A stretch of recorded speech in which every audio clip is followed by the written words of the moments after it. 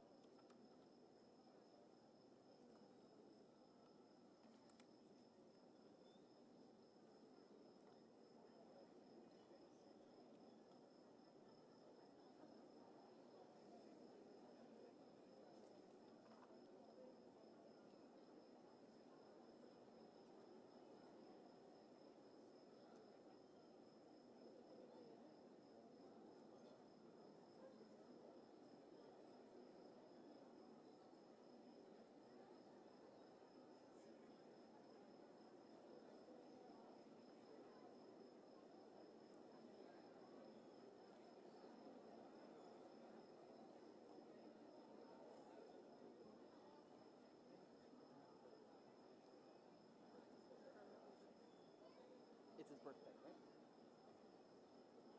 It was his birthday. I'm not confirmed, but this is true. Yeah, true.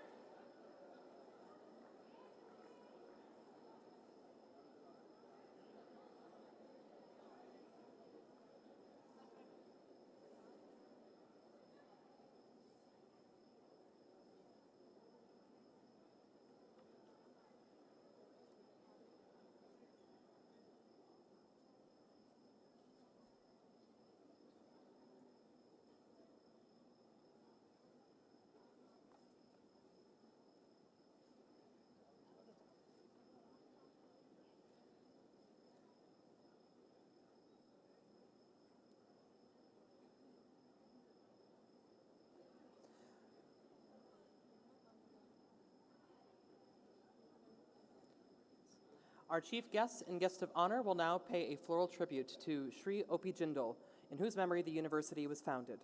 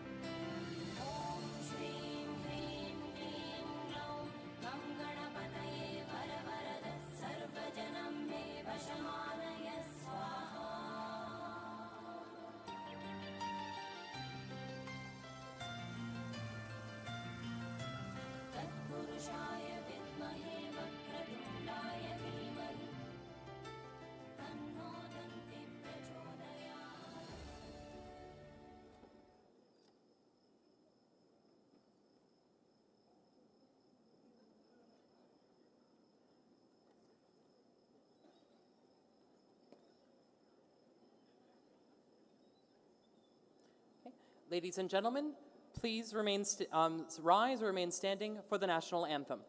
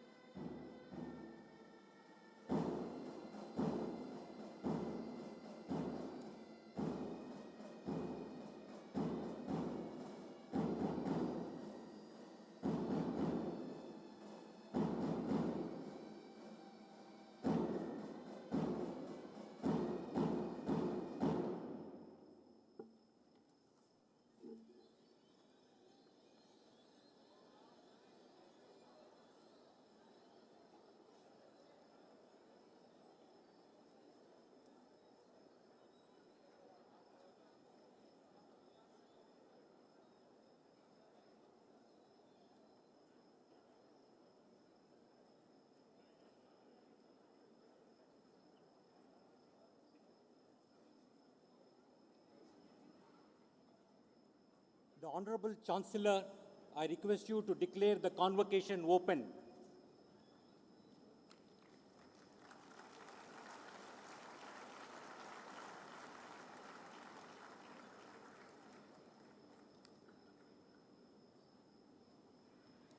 This convocation of the O.P. Jindal Global University has been called to confer the degrees upon the candidates who in the examination held for the purpose have been certified to be worthy of the same. We are extremely delighted that Honorable Vice President Shri Venkaiah Naidu is the chief guest at this convocation ceremony, and we are deeply privileged to have him in our midst. He is a veteran parliamentarian with outstanding contribution to public service and distinguished political life.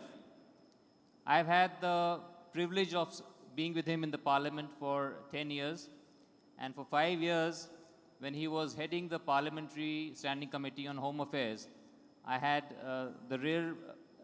the privilege of serving with him, and he was always most encouraging. Thank you for being here, sir. We are also delighted to have Honorable Governor of Haryana, Professor Kaptan Singh Solanki. Thank you for being with us, sir, and always encouraging us. And Honorable Acting Chief Justice of Delhi High Court, Justice Geeta Mittal.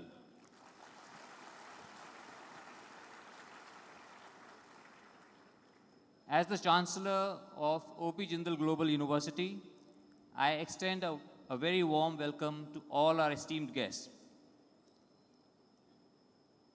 August 7th is a very special day for me because we created this university in the memory of my father, Shri Om Prakash Jindal,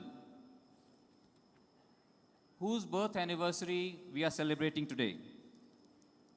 To be blessed with the presence of such eminent persons on the dais on this occasion is a great homage to my father. For students who devoted many years of study at JGU to earn this moment, it is a fitting finale. I now declare the convocation open.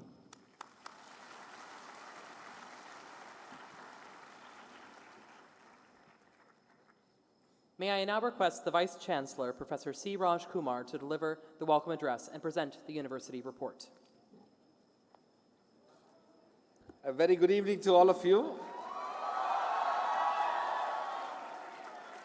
I have great pleasure in welcoming all of you to the 7th Convocation and the Founders' Day celebrations of OPJGU. And in particular, I would like to welcome the graduating students, their parents, and family members.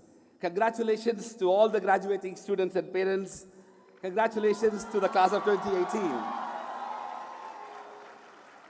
It is indeed a special occasion for us to celebrate this occasion, but also to mark the 88th birth anniversary of Shri O.P. Jindal.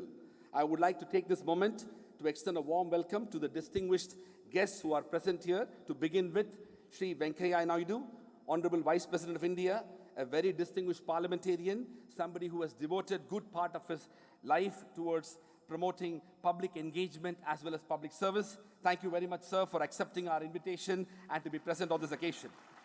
I want to extend a warm welcome to Honorable the Governor of Haryana, Professor Kaptan Singh Solanki, for his distinguished presence.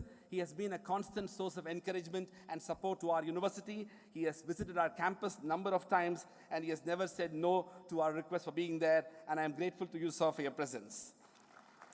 I want to extend a warm welcome to Honorable Ms. Justice Geeta Mittal, Acting Chief Justice of Delhi High Court, and as some of you know, Chief Justice Designate of the Jammu and Kashmir High Court.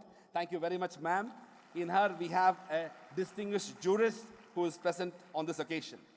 Of course, I want to extend a warm welcome to our founding benefactor and Chancellor Naveen Jindal and thank him for his contributions to philanthropy as well as his commitment to excellence in building a not-for-profit university that is deeply committed to academic freedom, institutional autonomy, and independence.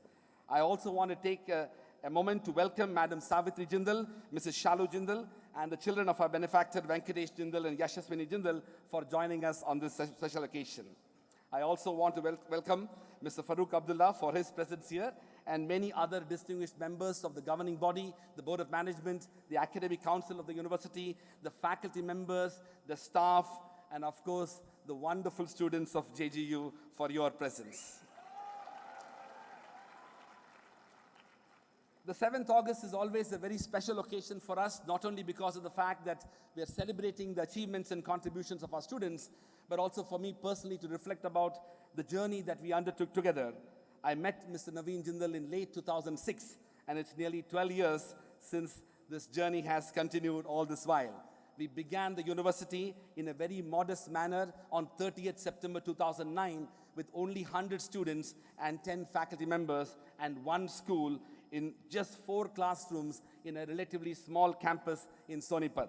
Little did we know that our journey that began on 30th September 2009 will take us to where we are today with over 4,500 students and 330 faculty members and 8 different schools across different disciplines in a 100-acre campus with over 2 million square feet of built-up space.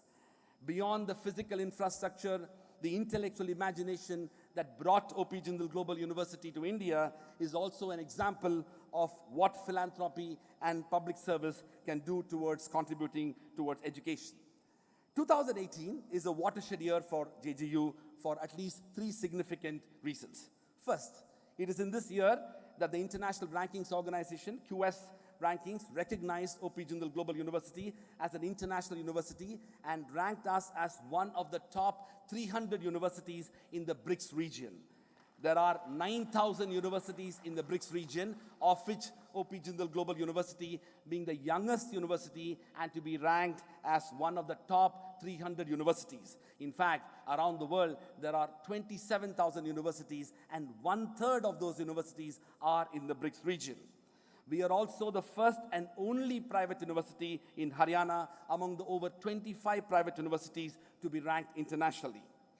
Second, JGU got the first rank and was also recognized as the cleanest university in the entire country and ranked so in the Swachhta rankings of higher education institutions. As you know, it was Prime Minister's vision to develop an imagination for clean India, and in that process, the Swachhta rankings of higher education institutions were introduced, and O.P. Jindal Global University was ranked as the first and the cleanest university in India.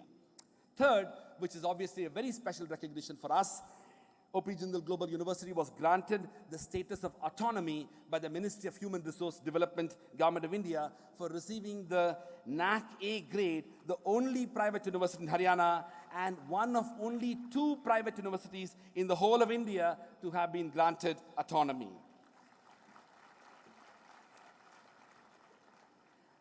But this is a moment for us to celebrate our students. These graduates who have assembled here and their parents have made themselves proud and also made us proud for what they have done.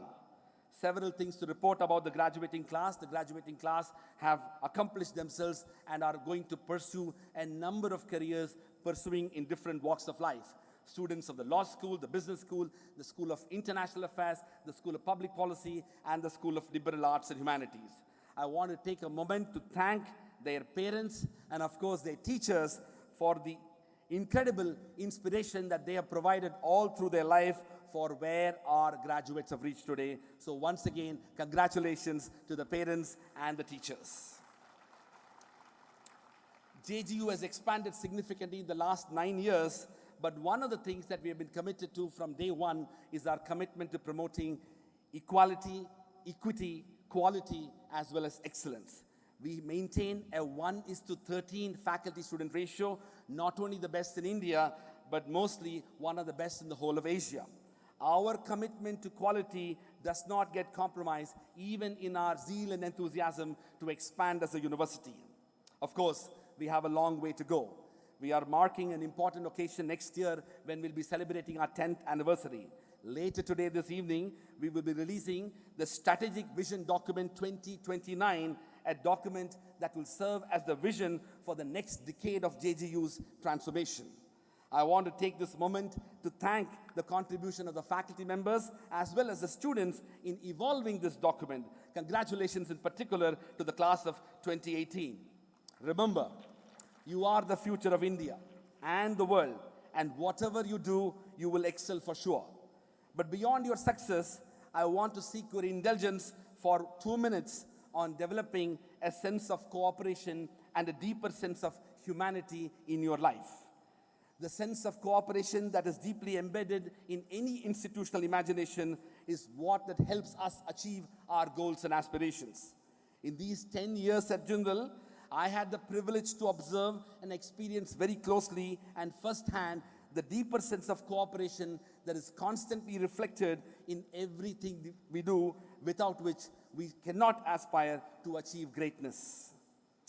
It is in this context that I want to briefly reflect about the concept of Ubuntu that makes us do what we are doing. It essentially means, and I quote, "I am what I am because of who we all are," unquote. The word Ubuntu has its origins from the Bantu dialect of Africa. It is a traditional African philosophy that provides us an understanding of ourselves in relation with the world. According to Ubuntu, and I quote, "There exists a common bond between us and all of us, and it is through this bond, through our interaction with our fellow human beings, that we discover our own human qualities." Or as the Zulus would say, and I quote, "that a person is a person through other persons. We affirm our humanity when we acknowledge that of others," unquote. The South African Nobel laureate Archbishop Desmond Tutu describes Ubuntu as follows, and I quote, "It is the essence of being human. It speaks of the fact that my humanity is caught up and inextricably bound up in yours. I am human because I belong." It speaks about wholeness. It speaks about compassion. A person with Ubuntu is welcoming, hospitable, warm and generous, willing to share. Such people are open and available to others, willing to be vulnerable, affirming of others, do not feel threatened that others are able and good, for they have a proper self-assurance that comes from knowing that they belong in a greater whole. They know that they are diminished when others are humiliated, diminished when others are oppressed, diminished when others are treated as if they are less than who they are. The quality of Ubuntu gives people resilience, enabling them to survive and emerge still human despite all efforts to dehumanize them, unquote. As I look back at my 10 years at Jindal, what has really brought all of us together, from Chancellor Naveen Jindal to each one of us on JGU campus, the gardeners, the cleaners, the construction workers, the office attendants, the janitors, the drivers, the plumbers, the electricians, the cooks, the administrative staff, the students, the parents, and the faculty, is this unwavering commitment to the concept of Ubuntu. It is Ubuntu that has constantly brought us together to what we are doing as a part of our own calling in life. It is part of our own effort to find purpose and meaning to our existence.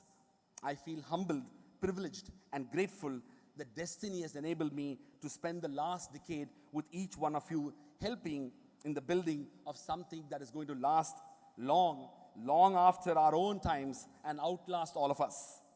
As you move in this journey to discover your own future, remember to live a life that believes in Ubuntu. As I end my remarks, I want to end it on a lighter note. In a lighter vein, recently I discovered that our Chancellor, Mr. Naveen Jindal's pet name is Bantu, which nearly sounds like Ubuntu, which reflects his personality and values. Congratulations to the class of 2018. You have already made us so proud. I want to lastly conclude this by sharing a very inspiring message that we received from the Honorable Prime Minister of India.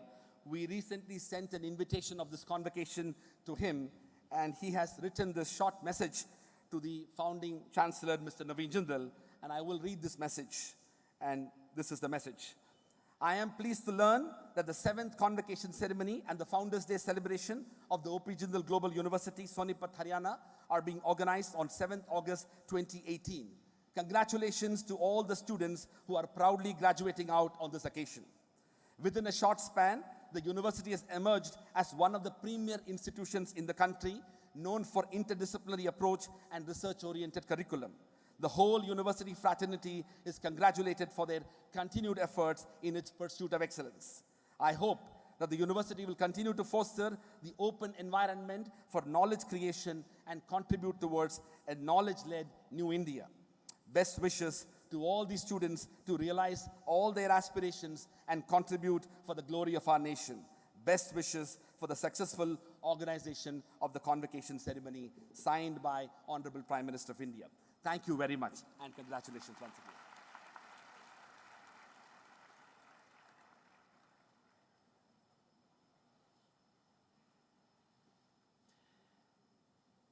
Thank you, Vice Chancellor. May I now request the Honorable Chancellor of JGU, Mr. Naveen Jindal, to felicitate the Chief Guest, Shri M. Venkaiah Naidu, Honorable Vice President of India, and present the memento.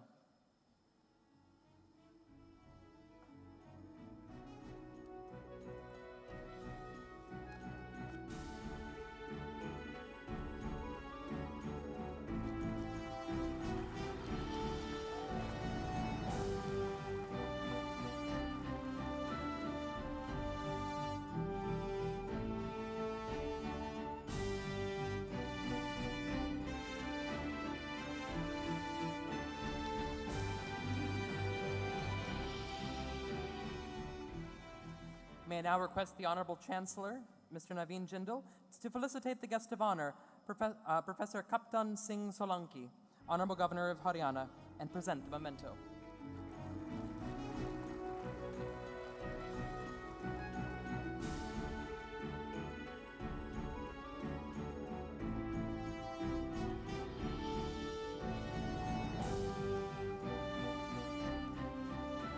And finally, may I request the Chancellor to felicitate the guest of honor, Ms. Justice Gita Mittal, Honorable Acting Chief Justice of the Delhi High Court, and to present the memento.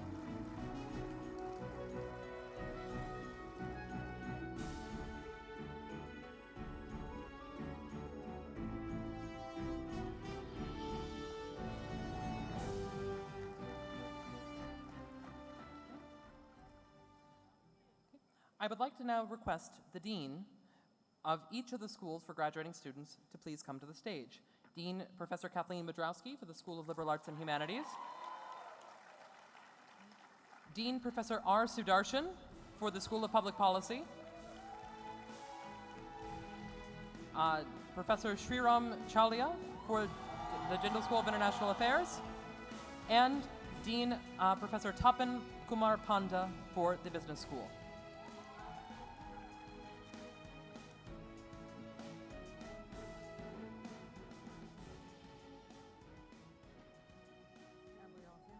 Okay. The candidates for BA, Liberal Arts and Humanities degree, please rise.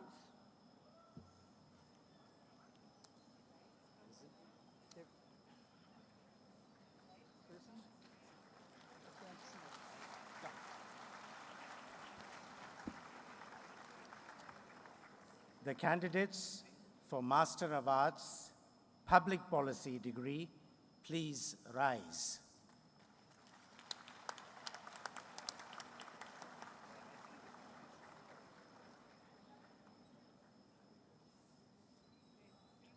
Which part are you? The candidates of Master of Business Administration and Integrated Business Management program, please rise.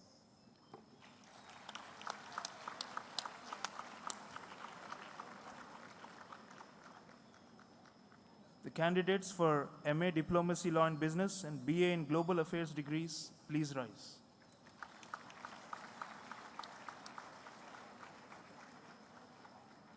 The candidates for LLB, BA LLB, BBA LLB, and LLM degrees, please rise.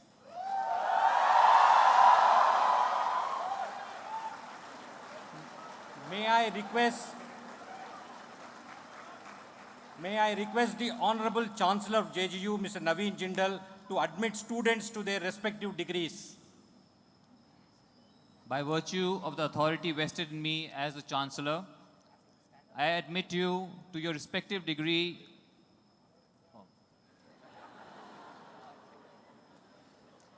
By virtue of the authority vested in me as a Chancellor, I admit you to your respective degree of this university, and I charge you that ever in your life, through thoughts, action,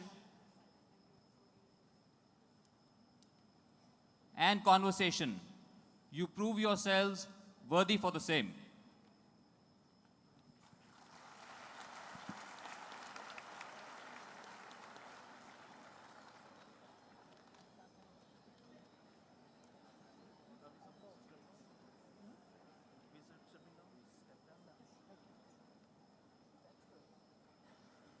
Congratulations. Okay.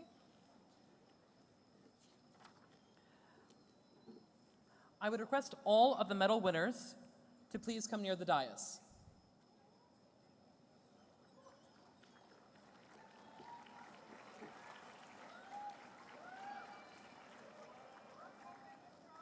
And I would request Shri M. Venkaya Naidu, Honorable Vice President of India, to present the gold, silver, and bronze medals for the different programs.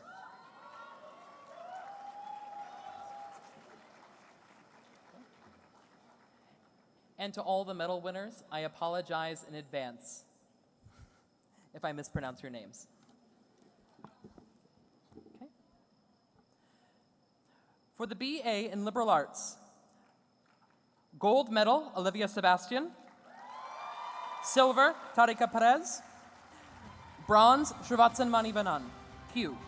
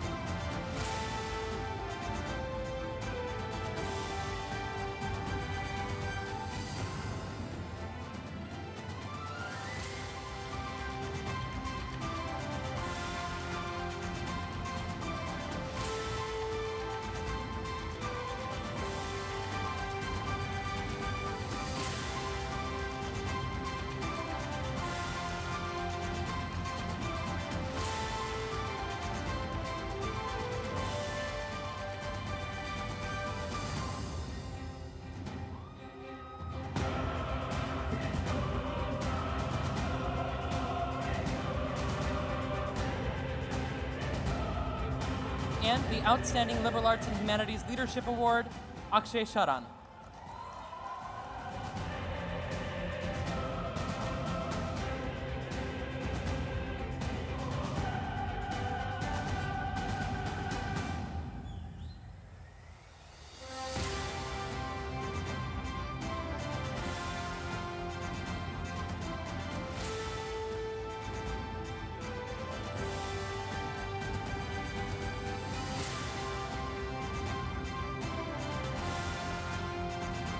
For the Masters in Public Policy, Vishale Kotam, gold, Ramana Raman, silver, and Aparna Sivaraman, bronze.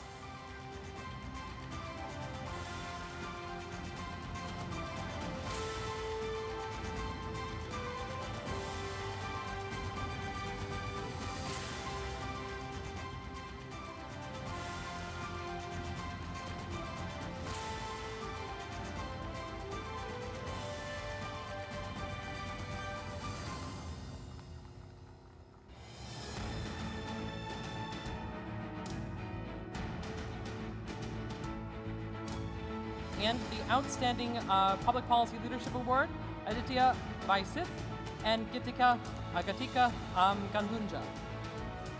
Sorry.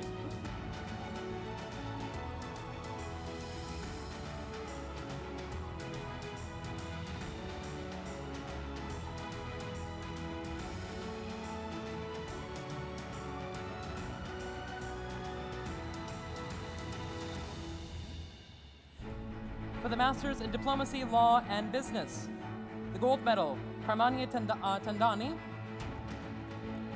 Silver, Anashwarya R. Ashok.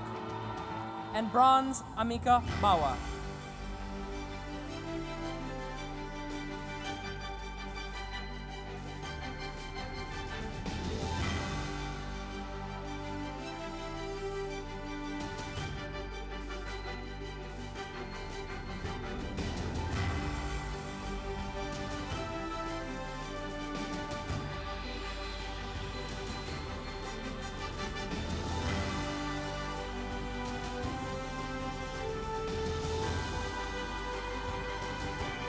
And for the Bachelors in Global Affairs, gold, Atharva Chaitanya Deshmukh. Silver, Tahira Somal. And bronze, Sanjana Medipali.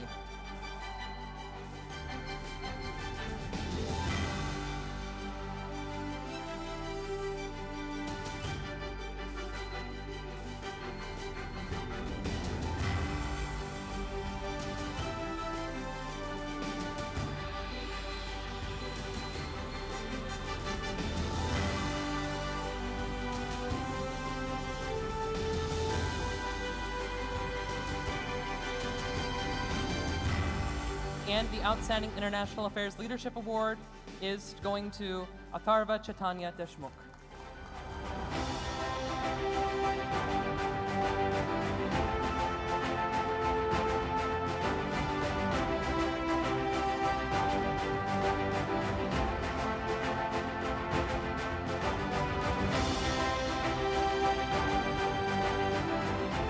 For the Masters in Business Administration, gold medal, Shikha Chandra. Silver, Gautam Sawana. And bronze, Gaurav Chaturvedi.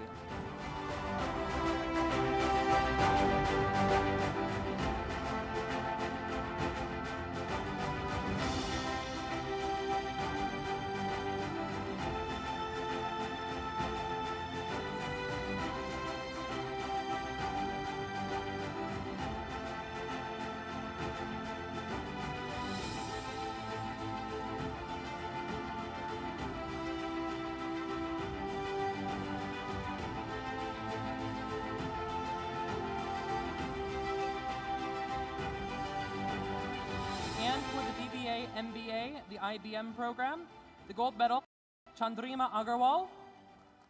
Silver, Himanshi Nanda. And bronze, Manisha Beniwal.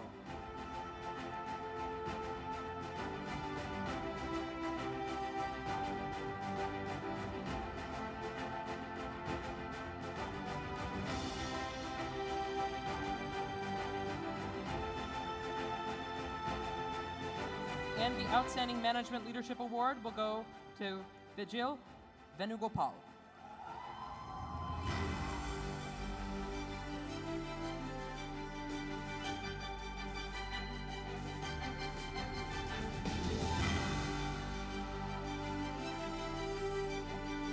And finally, JGLS. For the BBA LLB, gold medal, Vandita Khanna. For the BA LLB, silver, Sayesha Bhattacharya. And bronze, Asmita Singhvi.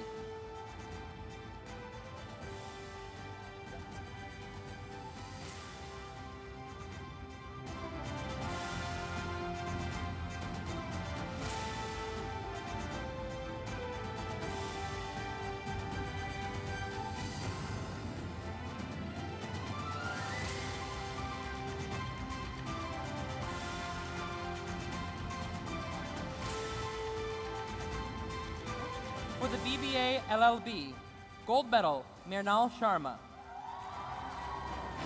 Silver, Jayantika Khanna. Bronze, Hardik Rupal.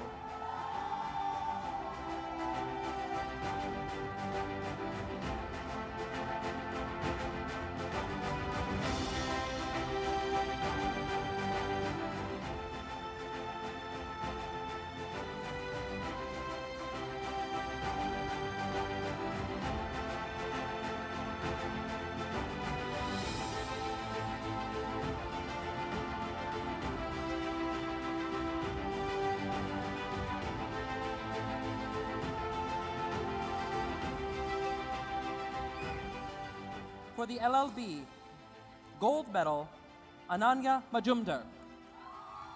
Silver, Kavya Kartik. And bronze, Vasudha Ahuja.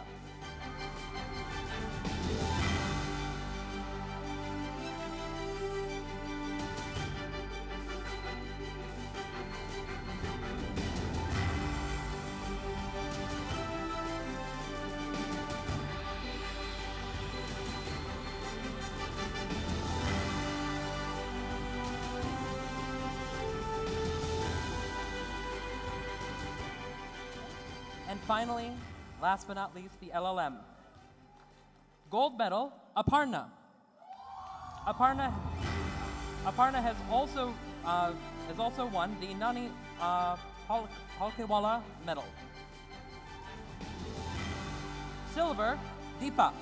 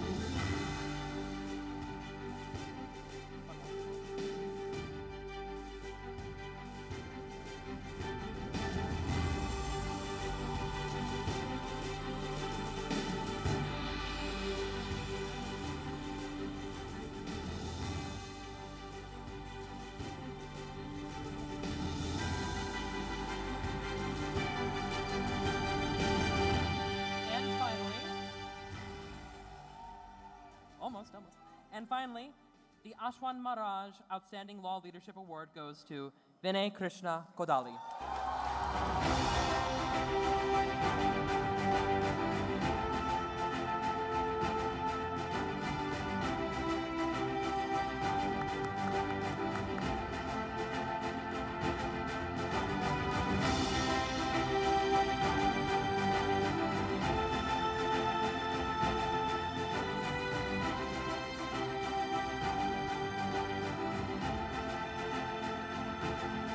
Congratulations to all of the medal winners.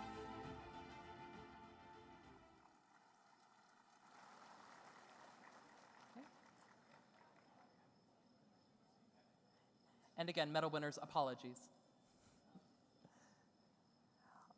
I would now request Professor Kaptan Singh Solanki, Honorable Governor of Haryana, to deliver the visitor's address.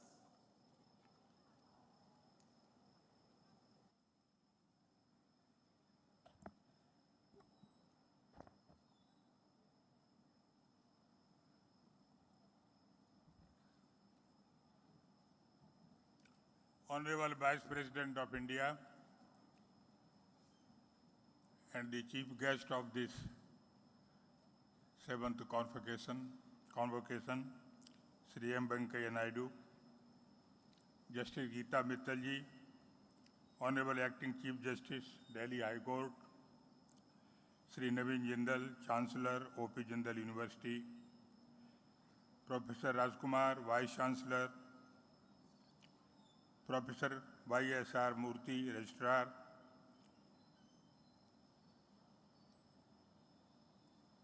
other dignitaries of the university, members of the governing body, faculty members,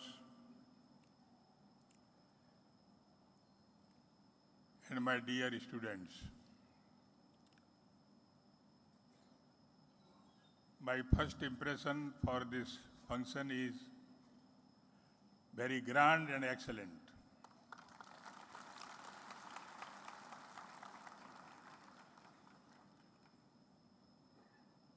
Jindal global university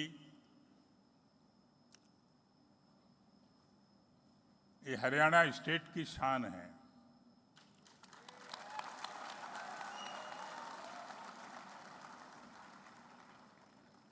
और ये सिर्फ Haryana state की शान तो है ही, लेकिन private university के अंदर पूरे देश के अंदर इसका सितारा चमकता है।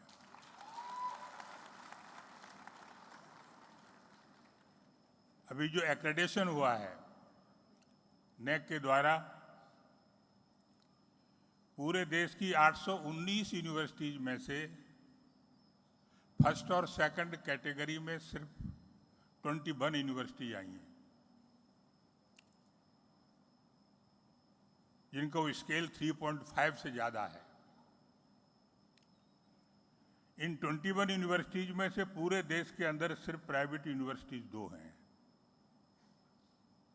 और उन दोनों में से एक ये जिंदल यूनिवर्सिटी है। हरियाणा में total deemed university, central university, government university, private universities मिला के 50 हैं। लेकिन प्राइवेट यूनिवर्सिटी की संख्या ज़्यादा है, अबाउट 25। लेकिन हरियाणा के अंदर ओपी जिंदल यूनिवर्सिटी टॉप पर है। पूरे देश के अंदर क्लीनलीनेस, स्वच्छता, इसके माध्यम से अगर पैमाने के हिसाब से देखा जाए तो यूनिवर्सिटी नंबर 1 पर है। और इस तरह मुझे लगता है कि 2006 में स्थापित यूनिवर्सिटी आज के दिन इसके चांसलर श्री नवीन जिंदल ने सिर्फ तिरंगा झंडा ही ऊंचा नहीं फहराया है, एकेडमिक क्षेत्र में इस यूनिवर्सिटी के माध्यम से भी अपना झंडा बुलंद किया है। आज का दिन कॉन्वोकेशन तो है ही, लेकिन श्रद्धेय ओपी जिंदल का बर्थ एनिवर्सरी भी है, यूनिवर्सिटी का स्थापना दिवस भी है। और उस अवसर पर इस तरह का function, congratulations to all receiving gold medals and degrees. मैं सोच रहा था कि यह कॉन्वोकेशन दिल्ली में क्यों किया। इसके पहले तो कॉन्वोकेशन यूनिवर्सिटी में हुआ है, मैं यूनिवर्सिटी के कैंपस में कई बार गया। ये 5 स्टार यूनिवर्सिटी लगती है मुझे। लेकिन मुझे लगता है कि इस यूनिवर्सिटी ने जो 2006 के बाद प्रगति की है, अबाउट 330 फैकल्टीज, 4,400 स्टूडेंट्स, इसने जो प्रगति की है, इस प्रगति को देखते हुए वास्तव में इसका कॉन्वोकेशन दिल्ली में ही मनाना चाहिए, ताकि पूरे देश को संदेश जाए कि शिक्षा के क्षेत्र में कोई संस्था अगर होनी चाहिए एक्सेलेंट, जो आज 21वीं शताब्दी में जिस तरह की संस्था की आवश्यकता है, और वो भी प्राइवेट सेक्टर में। जिंदल जी मेंबर ऑफ पार्लियामेंट तो रहे ही हैं, लेकिन ये औद्योगिक क्षेत्र में है, बिजनेस करते हैं। लेकिन इसके साथ साथ उन्होंने एक बहुत अच्छी नींव इस यूनिवर्सिटी को पलपा के आगे बढ़ा के पुष्पित और प्रफुल्लित करके एक बहुत अच्छा उदाहरण शिक्षा के क्षेत्र में दिया है। केंद्र सरकार ने योजना बनाई है कि पूरे देश में जो 20 यूनिवर्सिटी का सिलेक्शन करेंगे, उनको ऑटोनॉमी देंगे। 10 यूनिवर्सिटी प्राइवेट होंगी, 10 यूनिवर्सिटी सेंटर की होंगी। इस यूनिवर्सिटी ने ऑटोनॉमी का दर्जा भी प्राप्त किया है, ये बहुत प्रसन्नता की बात है। 100 करोड़ की अतिरिक्त ग्रांट इनको मिलेगी। और ये सब बातें कहते हुए मुझे हरियाणा का गवर्नर होने के नाते, क्योंकि मैं यूनिवर्सिटी का विजिटर हूँ, मुझे बहुत प्रसन्नता हो रही है। मैं सभी को इस अवसर पर इस प्रगति के लिए शुभकामनाएं देना चाहता हूँ। एक संदेश उनके लिए है जिन्होंने आज डिग्री प्राप्त की है, उपाधि प्राप्त की है। कॉन्वोकेशन यानी दीक्षांत समारोह होता है, आपको दीक्षा दी जा रही है, लेकिन दीक्षा के साथ साथ आपसे अपेक्षा है कि आप देश के बारे में भी सोचें। क्योंकि देखिए, देश को स्वतंत्रता 1947 में मिली, इतने वर्ष बीत जाने के बाद भी हमारा अपना देश, जो नौजवानों का देश है, युवाओं का देश है, महात्मा गांधी के सपने का भारत नहीं बना पाए हैं। जो भाव गीतांजलि में रविन्द्रनाथ टैगोर ने अपने देश के लिए व्यक्त किए थे, वैसा देश हम नहीं बना पाए हैं। महात्मा गांधी का सपना था कि हमारे अपने देश के अंदर प्रत्येक गांव स्वावलंबी होगा।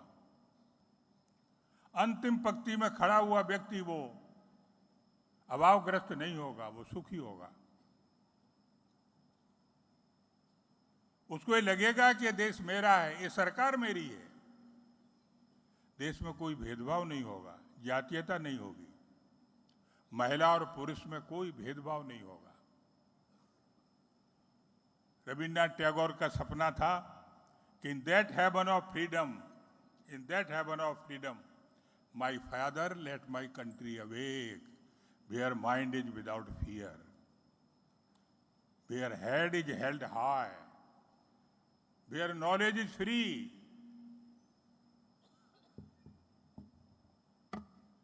where the world has not been broken up into fragments by narrow domestic walls, where the real stream of reason has not dried up into dreary deserts and of dead habits, where the mind is led forward by thee into ever-widening thought and action. Into that heaven of freedom, my father, let my country awake.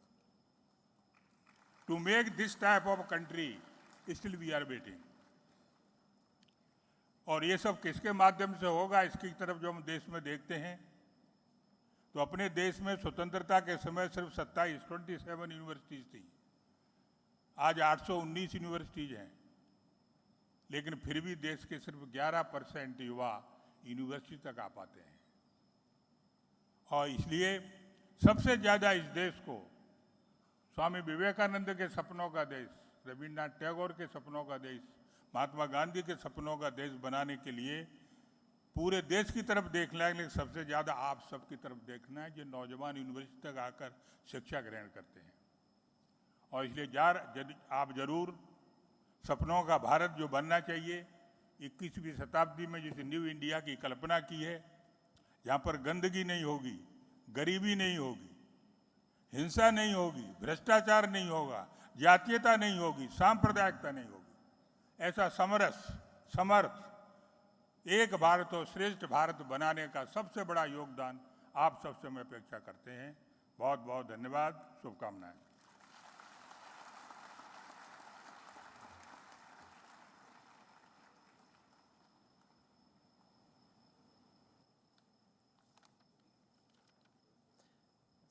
Thank you, Honorable Governor. I would now request Shri M.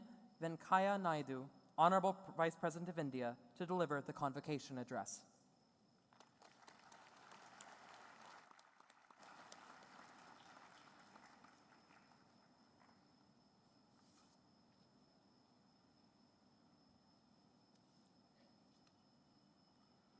Honorable Governor of Haryana, Professor Kaptan Singh Solanki ji, Honorable Acting Chief Justice of Delhi High Court, Justice Geeta Mittal ji, Chancellor of OP Jindal University, Sri Naveen Jindal, Vice Chancellor of OP Jindal University, Dr. Raj Kumar, Registrar of OP Jindal University, Dr. Y.S.R. Murthy, Professor Seen Bala, Professor OP Jindal Global University, students who are all getting graduated today, their parents, distinguished guests who have come to this function, brothers and sisters. मैं सचमुच में मन में बहुत प्रसन्न हूँ। मेरे मन में थोड़ा शंका था, कारण क्या है, पार्लियामेंट चल रहे, कुछ काम भी कर रहे, मगर जब हमने कॉन्वोकेशन के बारे में निर्णय दिया, उस समय शेड्यूल मालूम नहीं था। ऐसा हो गया, पार्लियामेंट शुरू में काम नहीं कर पाया। अभी लास्ट 3 days है, इसलिए जैसा students normally who don't prepare, they try to make it up in the last days, ऐसा तो the parliament started passing bills since yesterday. So I was, on one side, I was getting elated, the house is on, work is on, but at the same time I was a little worried because the parliament may go on up to 8, 9, because they have to complete the incomplete work, and then what will happen to the convocation. And incidentally, I don't have a deputy also. The deputy chairman selection also is due for a day of tomorrow. So, but today suddenly some members got the mood, they came to the well, and I adjourned the house.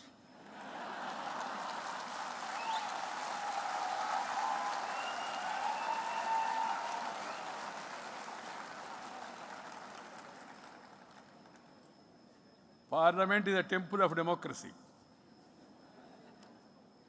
We must utilize that institution to fulfill the aspiration of India, people.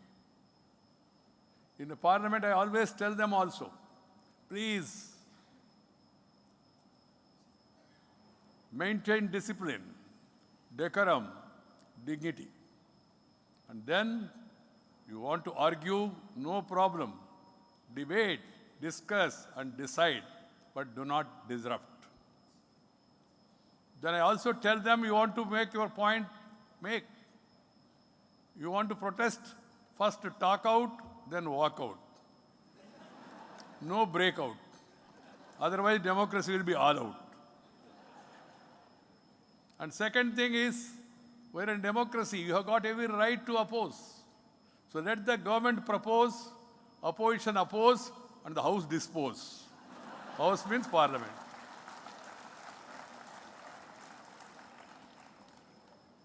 The opposition must have its say because they are opposition, and the government must have its way at the end of the day.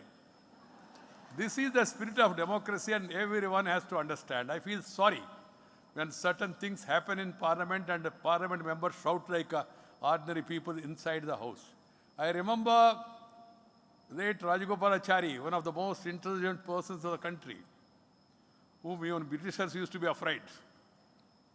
They used to respect Gandhiji, Nehruji and all, but they are afraid of Rajaji, because Rajaji is more intelligent than those fellows at that time. So he said, cryptic comment he made, if you are not well on the facts, go to the well of the House. That should not be done at all. My young friends, it gives me immense pleasure to be part of the convocation ceremony of Jindal Global University that is making a name for itself as a center of excellence in social sciences and humanities. Convocations are important occasions for the graduating students as they mark the culmination of their handwork, hard work, and the beginning of a new chapter to pursue their dreams. I convey my best wishes to all the graduating students. I would also like to congratulate their parents and the faculty of this university. I was particularly feeling very happy, elated, when I was asked to present gold medals and awards. I could find girl after girl. They're all coming here.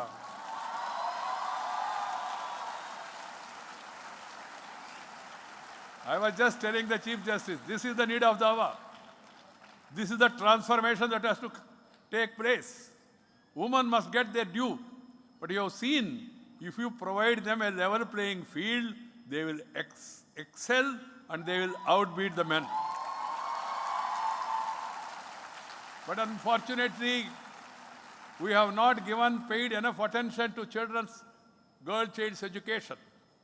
The government, of course, has started recently Beti Padhao, Beti Bachao, Beti Badhao.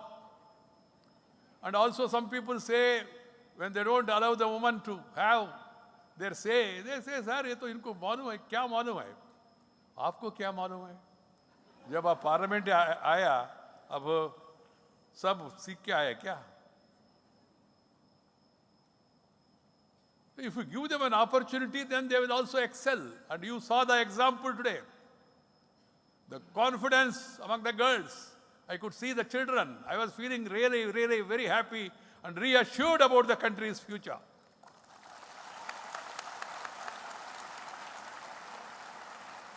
कुछ लोग अभी politicians में तो महिला आरक्षण के बारे में चर्चा हो रहा है, मैं इसमें ज़्यादा जाना नहीं चाहता हूँ.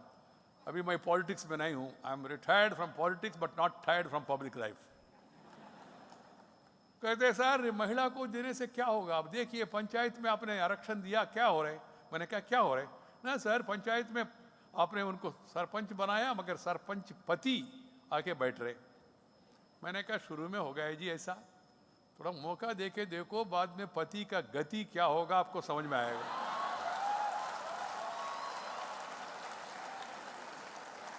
Without giving an opportunity, how do you come to the conclusion?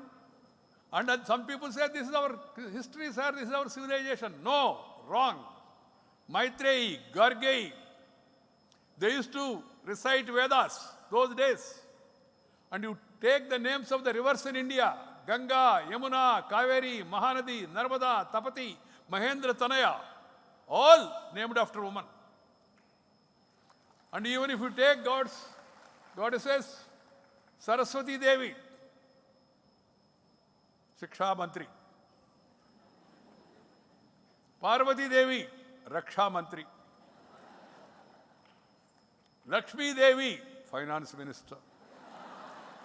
That was the system, that's the belief. If you believe in the Puranas, that's the respect women used to get.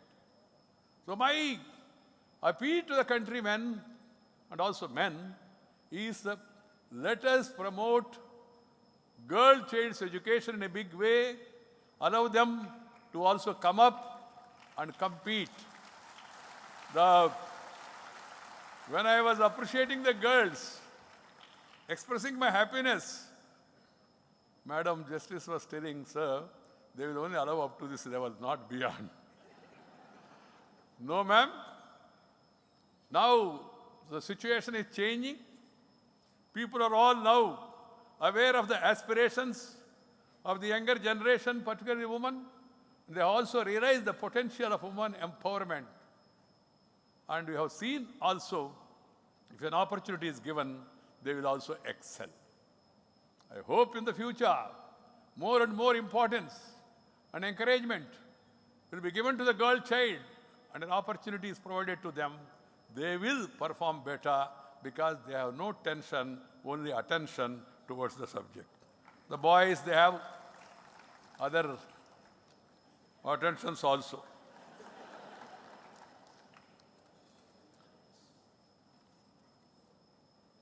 My young friends, the academic foundation rated to O.P. Jindal Global University will equip your young minds to go out into the real world and bring glory to India. Earlier, people after graduation, post-graduation used to look towards West. Now I can tell you, there is no need to go to West. India is the best. India, once upon a time, was known as Viswaguru. Nalanda, Takshashila universities. Children from across the globe, they used to come here and study. Then we also have produced such brilliant minds. You go to states, you find a lot of multinational companies. Most of them are headed by Indians. Recently, there was a discussion, American president may impose restrictions on H-1B visa. I privately told individuals, I am saying it publicly, don't worry. They were worried, sir, kya hoga, hamara itna log hai. I said, nothing to worry. If they do it really, America will become poorer. Because the knowledge, the support we are extending to the global community is immense. Friends, now also if some of you want to go abroad, I have no problem. But my advice to you youngsters is go, learn, yearn, and return. You must come back and serve your motherland. You are born here. This country, this society, these universities, these colleges, they have given you a helping hand. So you should remember your motherland. At the end of the day, come back. The people have a habit of going to America and then sending photos to grandmother, grandfather. Grandmother, see, I have purchased a car, new car. Then I see my dress, see my bungalow. It's like wearing a suit, boot, hat, coat in a bathroom and seeing yourself in a mirror, sending a photo. You must come and show your advancement to your parents and grandparents. They will feel immensely happy. And also, you must also take care of the rest of the society. Because Indian philosophy, ancient Hindu philosophy is share and care. Share and care.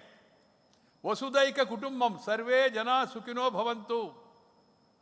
Everybody should flourish. That's the philosophy of India. That's how Om Prakash Jindal ji, why should he start a university? As if there is no other business than this. He wanted to really do share and care. That's why he has established this university. And her son, Naveen Jindal, is pursuing and also now has brought the university to this level and provided an opportunity to all of you. So what I suggest is wherever I am going to, Nowadays, I am going around because earlier I was 24/7 active politician, minister, party functionary. Now I am out of that. So I have decided to reach 4 sections. One, go to universities, meet youngsters, know their aspirations, and guide them and motivate them. So far in the last 11 months, I have completed 55 universities. Today is the 56th university. The second one is I'm visiting number of research labs, scientific research labs, because research is for betterment of the human race. So I have visited research labs in Andaman, research labs in Arunachal, research labs in Jammu Kashmir, research labs in Kochi, going around the country, meeting, greeting the scientists who are doing a great job trying to understand what is happening, and also impressing on them lab to land. That's what is required now. The third thing I am doing is interacting with the farmers.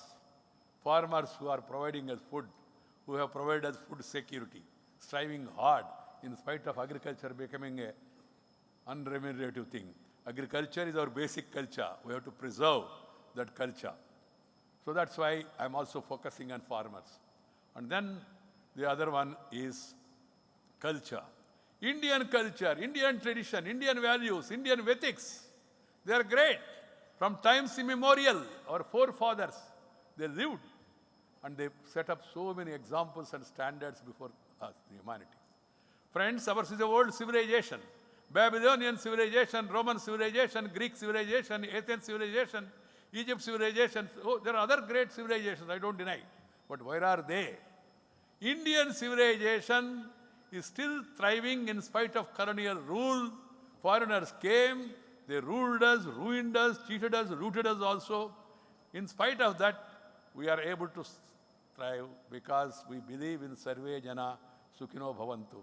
And we don't have the history of conquering any country. India never attacked any country. India, for information, before the invaders came here, Indian GDP was 27% of the world GDP. Entire world, global GDP, 27% was from India. We used to call a Gupta's period golden age, Swarna Yuga.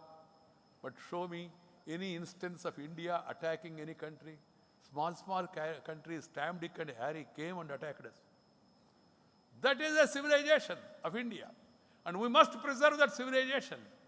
Indian civilization, ancient civilization, the values, the respect for elders, respect for parents, respect for the teacher, respect for the fellow human beings, respect for the other creatures of the nation should be protected and preserved and honored. What is happening here and there in the country is really disturbing. We should not allow that aberrations to take place, diversion to take place. We should focus our attention on the welfare of all people. Treat all of us as all part of family. People will talk about, we say Jai Hind. We say Bharat Mata ko Jai. We talk about nationalism. What does nationalism means? Or Bharat Mata means Bharata Mata is not a Chitrapata photo where you garland and then pay respect. Bharata Mata means all 130 crore people, irrespective of caste, creed, sex, religion and region. India is one country, one people. We must develop that approach. And we must always be concerned about the fellow human beings. That's the culture. I am not talking about religion. Religion is personal. It's a way of worship. Be a Muslim, Christian, Hindu, Jain, Saiva, Vaishnavite, or any, you can pray. There is no dearth of gods in this country. So many people are there. You can also think about Aham Brahmasya. You can call yourself also as a god. No problem at all. The society accepts it. So we have to really think in terms of loving. For that, what is required is love and live with the nature. Nature has given us all the comfort, but unfortunately, we have played with the nature. That's why now you have the problems of climate change, you have problems of so many things, pollution, we have problems of shortage, problems of untimely rains, problems of not having rains, all these things. So we have to again go back and then love the nature and live with the nature. Nature, culture, combined for better future. That's my advice to all the youngsters. We must build up a strong moral compass.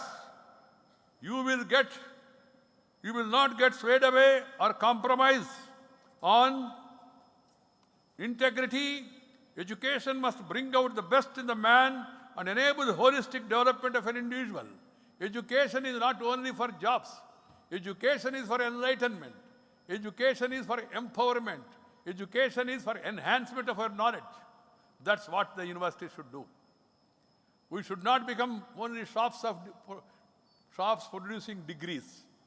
The education must also give you enough knowledge, and then also must provide opportunities and give skills. Skill development is the latest addition to our educational curriculum. That's the need of the hour, because fortunately, we have 65% of the Indian population below 35 years.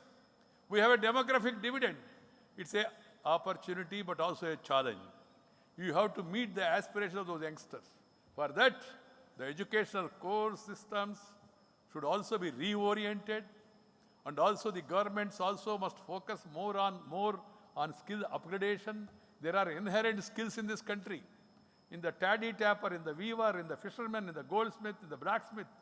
Everyone has got some talent or other. You have to encourage, identify and give encouragement to such talents. That is the need of the hour. Education should not be only academic, but also livelihood, opportunities and challenges, how to face them. A student coming out of the university must become a citizen who is able to face the challenges and utilize the opportunities and take the name and fame of the country to which he belongs to. That's why I say 5 things to be remembered by one and all. One, first is mother. Should never forget mother. You may get doubt, mother means only mother. No, mother also means father also.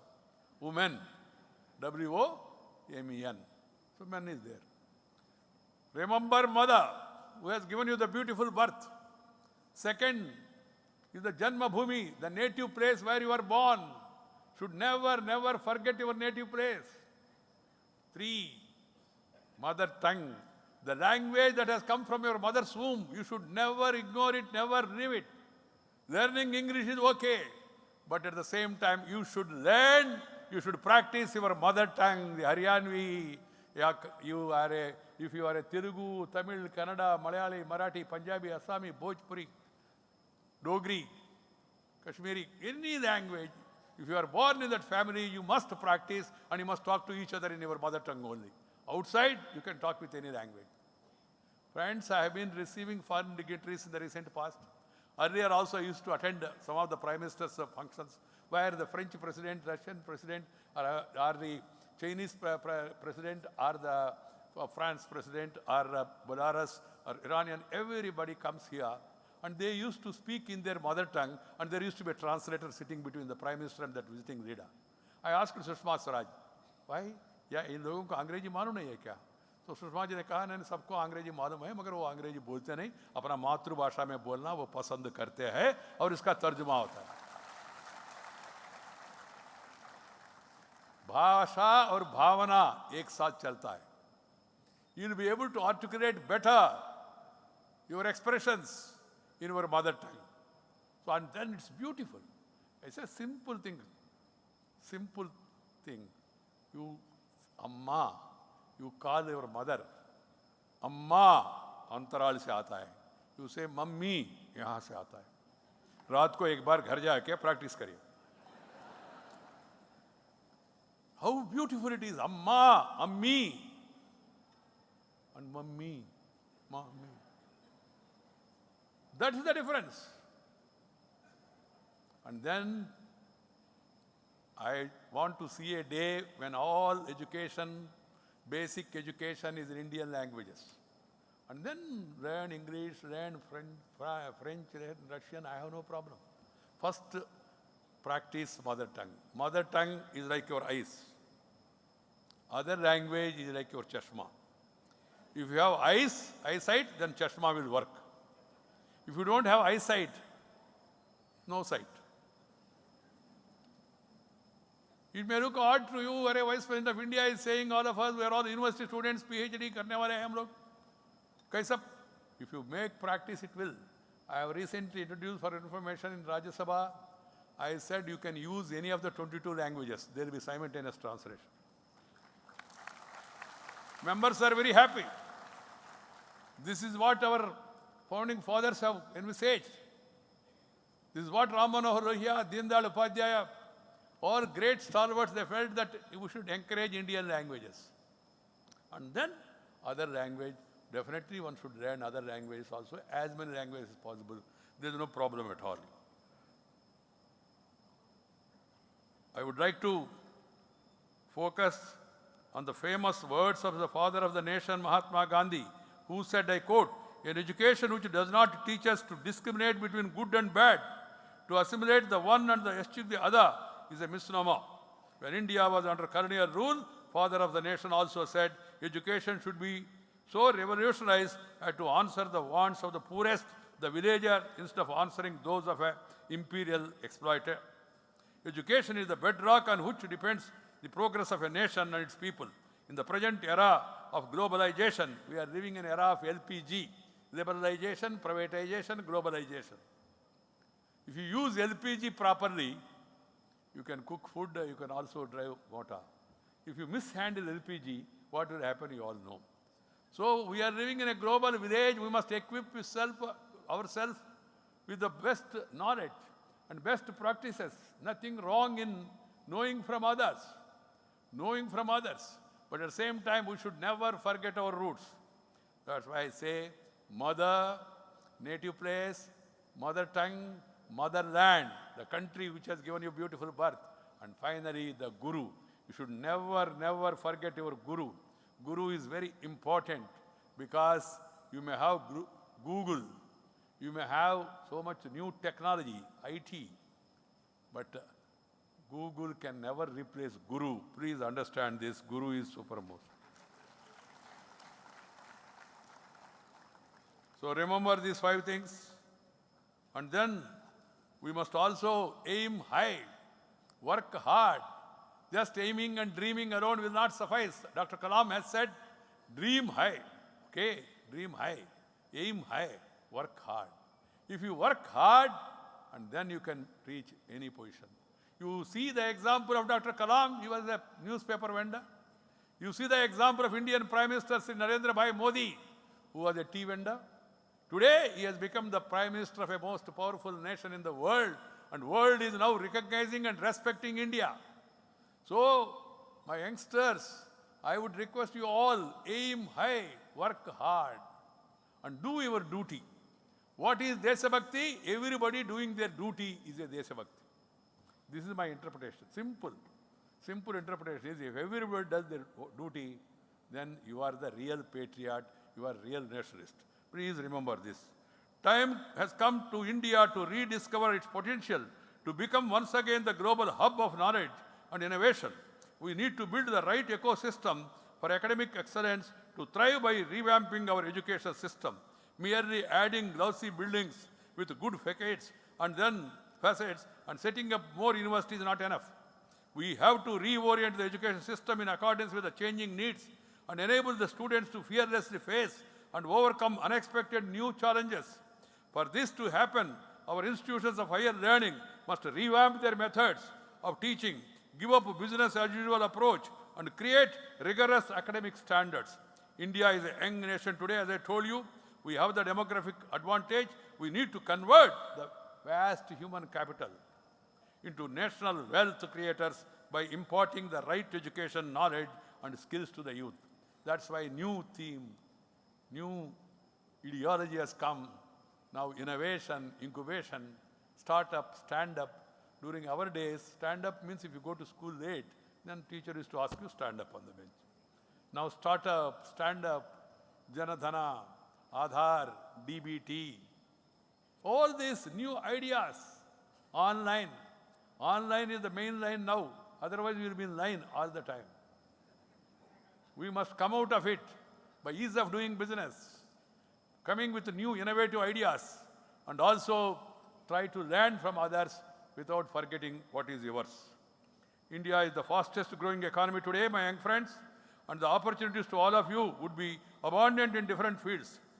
India will become super economic power in the coming few years. This is not what Venkaiah Naidu, Vice President of India, is saying, or the Prime Minister Modi is saying. This is what the World Bank is saying, what the World Economic Forum is saying, this is what the ADB is saying, this is what the Moody ratings, not Modi ratings, Moody ratings also are saying, that India has the potential. I was Minister for Urban Development before I relinquished that post and came here as the Vice President. Ambassador after ambassador used to come and meet me and say, sir, we are all interested in doing business in India, we want to invest in India. There's a competition in the smart cities, Amrut cities, housing for all. Every program people want to, because now we have opened up. It's a FDI is open. You have a public-private partnership. I want to stress on that. This private people also can do wonders. O.P. Jindal University is one that shining example. Gone are the days leaving everything to government. No, the society must also participate. The private sector also must participate in a big way in education, in health, in everything. When we are allowing foreigners to come and invest here, FDI, what is the problem of allowing Indian people? We must allow Indian people. That's why the public-private partnership, PPP, is the model now. And there is a lot of interest shown by all. You must encourage them. Of course, there has to be regulation. But the regulation should not become a strangulation. It should be only regulation. Regulation is needed for anybody. Some people say we are a democratic country, have the freedom. Freedom? Your freedom also comes along with your responsibilities. We all go out of Nehru Stadium, outside, and then freedom. And you want to go this side, the other man want to come this side. And both of you say, it's my right. And then use your might. And then you will reach there only and meet there only. So some amount of a traffic regulation. Simple. I always try to explain people in a simple terms. So regulation is necessary. And even in education institutions also, discipline, standards, all these things somebody has to oversee. You have NAC, you have UGC, you have AICT, you have other things and all. But at the same time, there should be facilitators. Facilitators, because we want to harness the talent that is available. Gone are the days that the government should do everything. सब काम सरकार करेगा, हम बेकार बैठे तो चलेगा, ऐसा नहीं चलेगा. We should also involve ourselves. The Swachh Bharat, Beti Bachao, Beti Padhao, Beti Badhao, or per crop, per drop, per crop, all these are becoming slowly popular people's movement. मुझे याद आ रहा है जब वो स्वच्छ भारत का स्कीम लागू किया तो प्रधानमंत्री ने मुझे बताया, वेंकैया जी, ये सरकारी कार्यक्रम नहीं होना चाहिए और राजनीतिक कार्यक्रम नहीं होना चाहिए. मुझे मन में अनुमान आया, सरकार नहीं है, राजनीतिक नहीं, तो फिर है क्या? तो प्रधानमंत्री ने तुरंत बताया, इसको एक जन आंदोलन का रूप देना चाहिए. Yesterday, the World Bank has acknowledged the massive Clean India program that is happening in India. And in their report, they have appreciated us. 8 crore toilets have been constructed. So this is not for somebody. This is for all of us, for our own welfare, because health is wealth. If you have health, you can acquire wealth. If you have wealth, there is no guarantee you can have health. If you have diabetic and you have a lot of money, you can't eat sweets. Nathu sweets or Bengali sweets. You can't. So health is very important. With the changing lifestyles of youngsters, we have to focus on our physical activity, exercise, cycling, yoga. Yoga is not a religious activity, it's part of old Indian art. 64 arts are there, yoga is one. And we should all take to yoga. Someone told me, sir, I have problem in doing Surya Namaskara. I said, do Chandra Namaskara if you have a problem for Surya Namaskara. Namaskara is our samskara. What is your problem? Do some exercise. Otherwise, lifestyles with these new food habits that are coming up. No physical activity at all. Our food is time-tested. Indian food is time-tested. Your idli, your dosa, your sambar has no competition in the world. Everywhere. The pizzas and burgers might have come, but they will have temporary effect. And you have seen the recent studies of increase in the incidence of cancer. Why? because of lifestyle changes and food habits. Junked food and stored food we are eating. You may say, you think, our Vice President is talking about all these things. Yes, they are very vital for a healthy society. So we have such a good food, South Indian food, North Indian food, Kashmiri food. You have such a beautiful dishes in every part of the country, such a course that is available to you. And then we are running behind saying that chicken Manchuria, Bulgaria, Somalia. What is this? We have our own brands. We should encourage them because it is time tested. Thousands of years your forefathers have lived, loved, tested and gave it to you. Whatever our old generation people have said, there is something scientific research that was done by their life. So please remember this. We must all channelize your knowledge, skills and energies in the right direction to achieve your dreams and contribute to the country's development.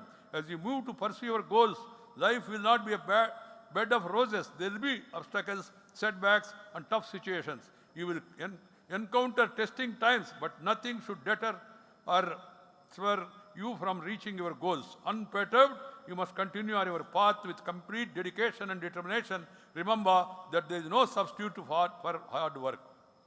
Everything has to be selected or elected on the basis of 4 C's. What is the 4 C's? Character, caliber, capacity and conduct.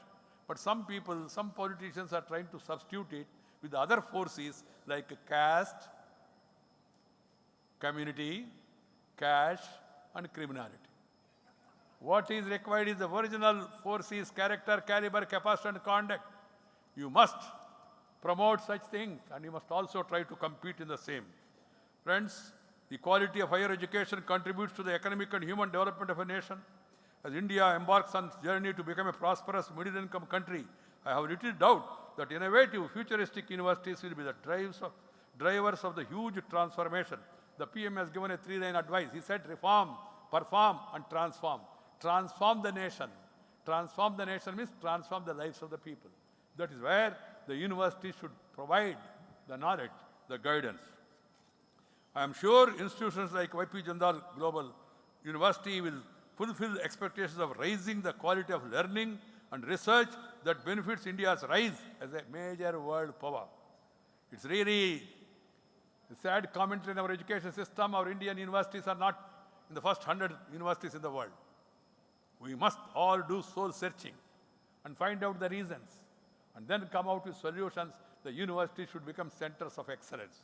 That should be our motto, and the university ranking over the years have not been featuring even a single Indian university in the list of top 200 ranked institutions in the world. I am deeply conscious of the fact that other developing countries like China have made a vast strides in quality of higher education, while India has lagged behind. We need to change this dismal scenario and infuse new values and future-oriented thinking in our universities, particularly by learning from best practices of other universities around the world, which we have leapfrogged in a short duration. Education, particularly higher education, have been a critical component of bringing change in the society. I want to emphasize the word quality because we have seen a number of new universities being created in the last 2 decades to meet the quantity of our youth bulge. However, it is sad that there has been no dramatic rise in the quality of teaching and research that could propel India. The other universities, I hope, will see the performance of Jindal University, get the inspiration. Why this felicitation for the children? Felicitation is to give inspiration to others. That's why they were called onto the dais and they were honored with medals presented by the Vice President of India. Because honoring the merit, recognizing the merit is the part of Indian culture. And giving, felicitating them, felicitation is for inspiration to others. The others also should try to follow, and we must all work together to make our universities as a strong, stable academic centers of excellence. The burden of this expectation of improving our universities falls on all of us, particularly various government ministries in charge of higher education, academicians, and even the private sector. In order to create world-class universities, we must draw from experience around the world. And a mere glance of top public ranking and private universities around the world makes it apparent that the non-profit system is one effective way to ensure excellence in teaching, research, and capacity building. Education by private sector should be treated like a mission. Ambition is okay, but you should work like a mission. Should not think about commission, and do not indulge in any remission, or not commit any omission also. You should have the real missionary spirit, then only you will be able to contribute to the standards. I'm happy that the O.P. Jindal University's track record shows that they are focusing on the enhancement of knowledge, and they are really doing service to the society. Friends, India today occupies a strategic position in global trade and economy. Question is how to create more value in our production of knowledge and human capital. So I would like to tell all of you that knowledge is essential. And you need to have knowledge even from outside. Foreign faculty, no problem at all. Our own people working abroad, they are also willing to come back if provided opportunities are given. So we need to create a conducive intellectual environment for highly qualified Indians working overseas to come back and work in our universities. I wish to congratulate the Chancellor of this university, Sri Naveen Jindal, whom I know him as a parliamentarian with innovative ideas and dynamism, for ensuring that quality, research and academic excellence are the cornerstones of this institution. To the faculty and members of the university, you are the main force behind the professional success and moral integrity of these graduating students. Congratulations to the professors for changing the lives of these graduating students. Let me conclude by congratulating once again the graduating students. Remember that India and the world is awaiting for you to make a valuable contribution to public well-being. No matter which profession you take up after graduating, always keep high moral values. Remember that you are an Indian, and then try to keep the Indian flag top. All the best to all of you, my young friends. I'm happy that I was able to come here on time and then perform the responsibility which I accepted. Temporary thanks to the disruption. Otherwise, there would have been a problem also. Thank you very much. Namaskar. Jai Hind.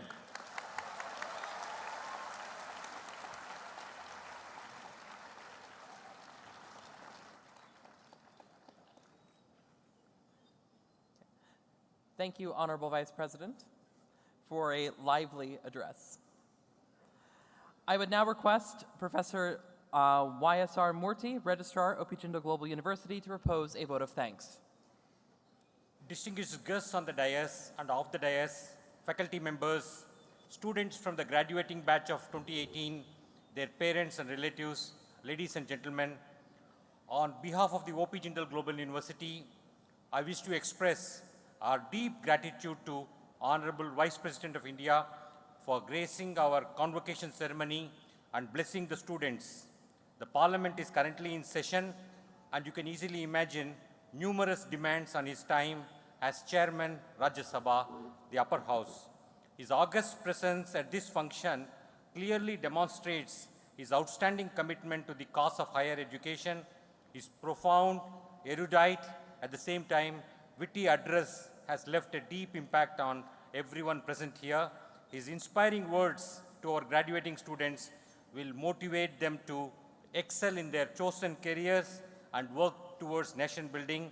Dear sir, we wish to profusely thank you for being the chief guest at our convocation ceremony and for your thought-provoking address to the members of JGU community.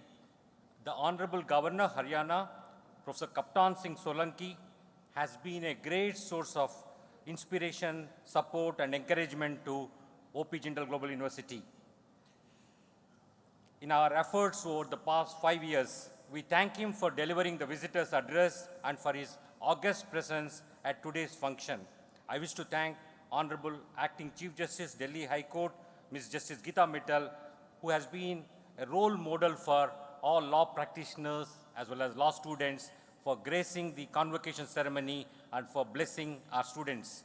I wish to congratulate all students who are going to receive their degrees, and in particular, those who have received medals for academic distinction and outstanding leadership. I also would like to wish their parents, family members, and all well-wishers who are present here to witness this ceremony. JGU will fondly remember you and cherish your memory. I know that there are many sitting judges from Madhya Pradesh, Tamil Nadu, Chhattisgarh, Karnataka, Allahabad, and other high courts, former Union Minister for Law and Justice, Mr. Shanti Bhushan, and many high-ranking civil servants among the parents and other relatives who are present here. It is humanly impossible to acknowledge each one of them individually, but I wish to say one thing. You have been a part of the JGU family and will remain so in the coming years. We remember fondly our liberal arts faculty member, Professor Andrew Hay, who succumbed to brain tumor after a valiant fight a few months back. We also remember LLM student R. Manoj, who died in an accident a couple of months back while trekking, and pay rich tributes to them on this occasion. I wish to thank all distinguished guests, including Madam Savitri Jindal, Mrs. Shallu Jindal, and other members of the Jindal family, members of the JGU governing body, faculty members and their spouses, ambassadors and other diplomats, senior officials of the Government of Haryana as well as Government of India, vice chancellors and registrars of various universities, representatives of the print and electronic media for participating in this convocation ceremony. In particular, I wish to acknowledge the presence of former Chief Minister of Jammu and Kashmir, Mr. Farooq Abdullah, who is present in our midst today. I wish to thank our Honorable Chancellor, Mr. Naveen Jindal, for his solid support and guidance in the past 9 years, and the dynamic Vice Chancellor, Professor Rajkumar, for his immense contribution to institution building. I wish to thank all faculty members and all deans dealing with academic affairs who strove very hard in the past few months, heads of all administrative departments, and in particular, the examinations, communications, events, sports, infrastructure, HR, security, U-Haul, food, and also executive officers of various schools, and Vice Chancellor's office, my own registrar's office, student council representatives, student volunteers who worked very hard for making the 7th convocation ceremony a grand success. Thank you. Jai Hind.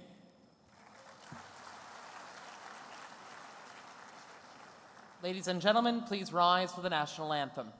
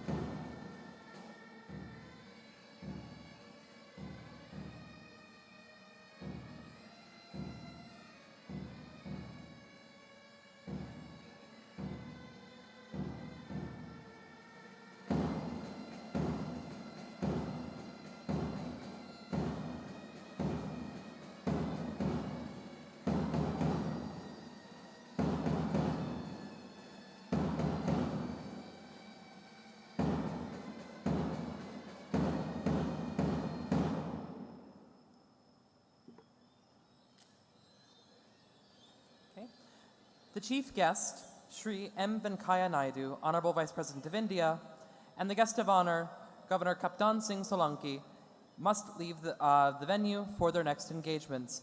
Please be seated, and the ceremony will continue.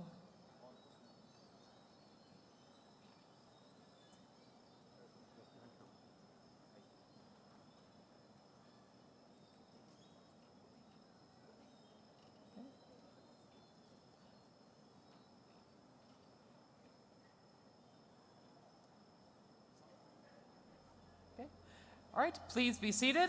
Everybody, please be seated. Faculty included. Right. We will now continue the ceremony with speeches by students of each program. I would now invite Vasudha Ahuja, Vijil Venugopal, Atharva Chaitanya Deshmukh, Vishali Gautam, and Srivatsan Manivanan Q to come to the stage. Yes. And a bit of a preview for what we'll be seeing later today, tonight, we will also be releasing our strategic report, which will be laying out a vision for the next 10 years of growth for the university. When you visit our university, for our students who have and our parents who have as well, it's fairly amazing to think about that only 9 years previously, there was very little there. And to think that we've grown from only 100 students in the law school all the way to our graduates today is an immense accomplishment. And so today we will be releasing the strategic report where we'll be laying out the vision for the next 10 years of our university. But enough about that. Let me please, students, please come to the stage.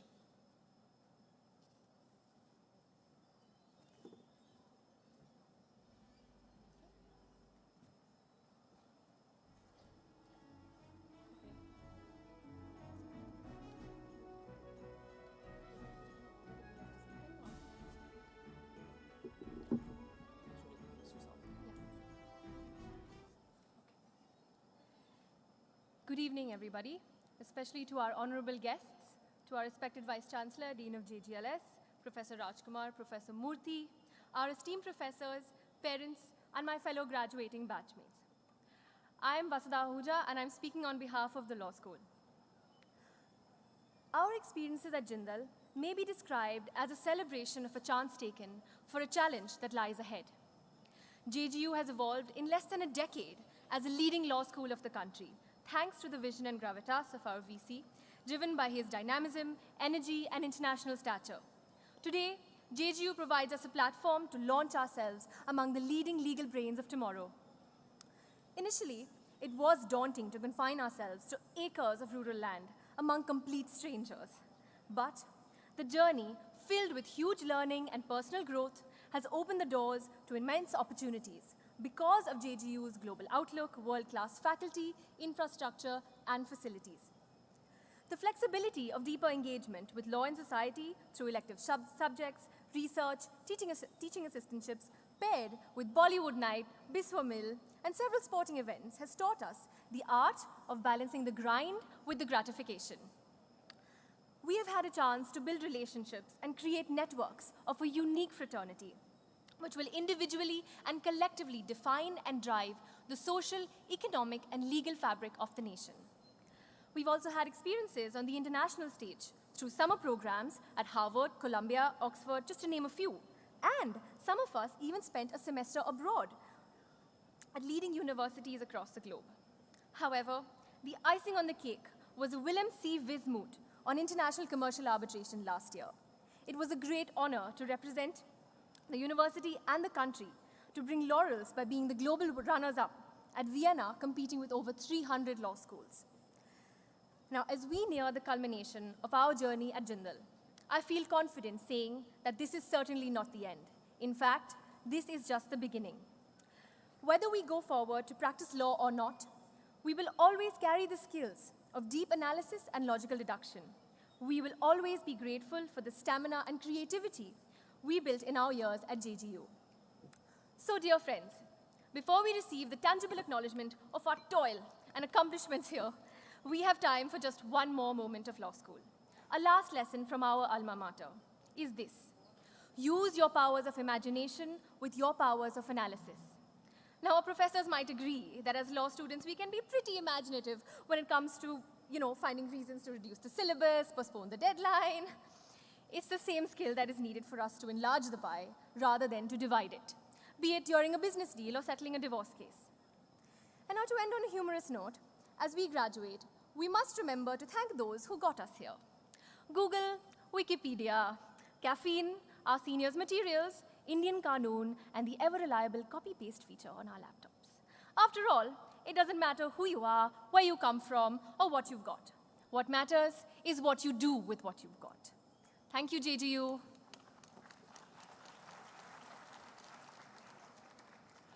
I would like to ask everybody to please return to the venue and be seated. It is profoundly disrespectful to the student speakers to leave during this time. Please return. Thank you.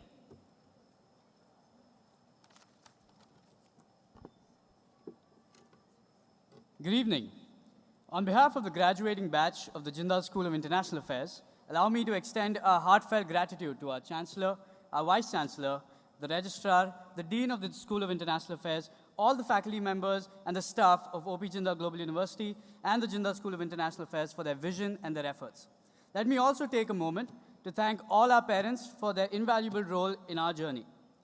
Over the last few days, I thought long and hard about what I would say today. But considering that there is a high probability of students and some of my closest friends falling asleep as I speak, I thought I'd do things a little differently. I'd like to instead talk about something that is unique to the students graduating today from JSIA. This is no ordinary graduating batch. Among those graduating today, we have the first batch of the BA in Global Affairs at the Jindal School of International Affairs. Ours is a tale of firsts. The first lecture, the first examination, the first UMC, the first election, the first disagreement, the first bad decision, the second bad decision, the third bad decision. But you know where I'm going with this. Through the 3 years that we spent here, we have been able to realize the value of being the first batch. It taught us something about life. We don't need to be the best at what we do, but we just need to be the first. We need to be the first to take the road not taken.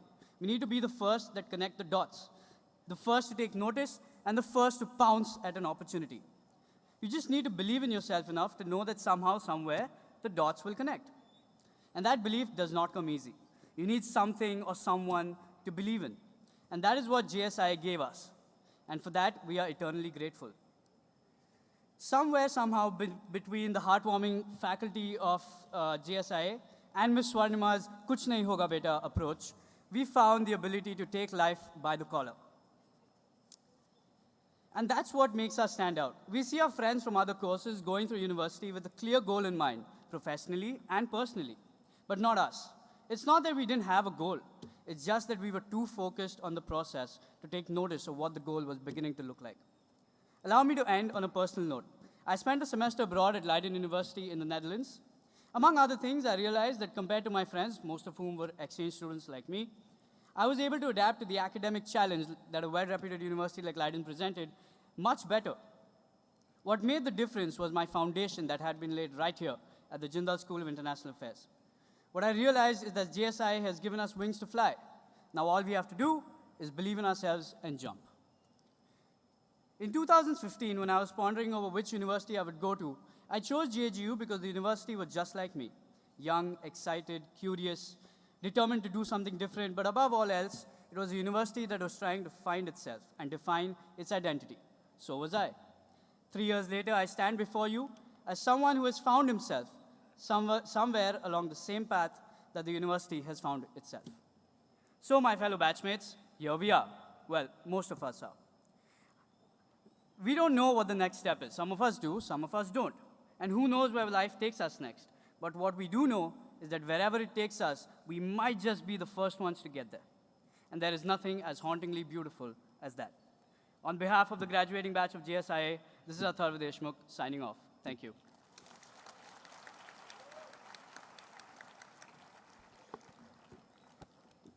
So, good evening, everyone, and respected dignitaries on and off the dais, Justice Geeta Mittal and Professor C. Rajkumar, our founding chancellor, Sri Naveen Jindal, Y.S. Amoti sir, and Professor Sean Bala. I wanted to start this talk a bit differently because whenever I came for a convocation speech, I start hearing, this is the end, and there we are, here we are going. Okay, so I wanted to tell everyone that, like, this is not the end. So this is just a beginning. To start off with, like, when I came in to do my MBA, so myself, Vijil, and I'm talking here on behalf of the Jindal Global Business School. And when I came over here, we had people from different cultures. Yeah, I hope that's right. So we had people from different cultures, different area, different sects, and the point is, we were able to gel together very well. And that did not happen over a day, because nothing is a fairy tale, and everything has got its repercussions. So at this moment, I want every one of you, not only from JGBS, every single student who is sitting over here, to retrospect for a second. Like, we might think that we have done it, we are graduating today, and this is the biggest thing we have ever done. It's a big deal, I agree. But just close your eyes and think for those who are sitting right next to you, your parents who has been seeing you grow all the while and making sure that you're getting the best education possible. And for them, whether you're 14 or 24, whether you're a PhD or a graduate or postgrad, for them, you are still their child. So I think it's the parents in this house who are the real champions today, that we are graduating and we are standing here as a graduate today before them. And to point out certain things from what we had in our campus, I was just trying to identify what would I miss the most. And sadly, it was the JGU Wi-Fi. I mean, though we've been complaining about it every now and then to our vice chancellor, we've been missing that a lot for the last 2 months. And to talk about something else, is what do I remember when I leave the campus? Yes, I do remember all the energy drinks which we had in Amul more than the subjects I learned. Because pulling all-nighters was a thing for everyone, because we had endless PPTs and we kept on ranting about the free riders in our group. Yes, it happens. And then Jiju taught us how to relate a place emotionally with food. Yes, that includes the aloo tikki burger with cheese and the suffering rolls from Amul, which we get. I think the pronunciation is right and people know it. And waiting where the Koturi has got a biryani stall for every biswa meal. And that too, we have to find the confirmation in between the poem sent by the admin. The poem, if everyone remembers.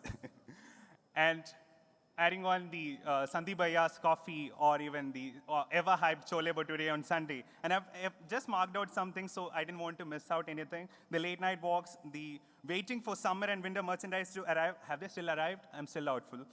The flagpole birthdays, the elections, the bidding war preparations, the deadlines for which we always blamed the laptop crashing. And then to talk on a school-wide, when we came here to do the MBA, we knew that we were not in a Tier 1 or Tier 2B school. But the way our professors helped us, like, the way we were pushed to a lot of adversities and we were asked to see, like, where you stand and where actually the others stand. So I would personally want to thank our Dean, Professor Tapan Panda over here, because my friends are sitting over there in that corner, and we all went through his marketing management classes. He was a professor in IIM Indore as well. He was a director of IIM Indore. So we still cannot solve a single question which was there in the case analysis which was given by him. So we knew that the world is going to be brutal from here on, because college was much better. If you ask me how was work life, I came over here right after my 4 a.m. shift. So the life is going to be brutal. So the only thing I want every one of you to keep in mind is, if you have a will, you'll go ahead, because the survival is only for the fittest. So I want each and every one of you to not only make your parents proud, but now we are a family. You came here as an individual, but now we are living as an entire JGU family or part of the fraternity. So your duty is to make each and everyone proud. Maybe not now, maybe later, but we are all going to make each other proud, and we are all waiting for that moment. So pull up your socks, roll up your sleeves, and all those fancy words I'm adding over here to make it sound more exciting and more not boring. That's all from my side. Signing off.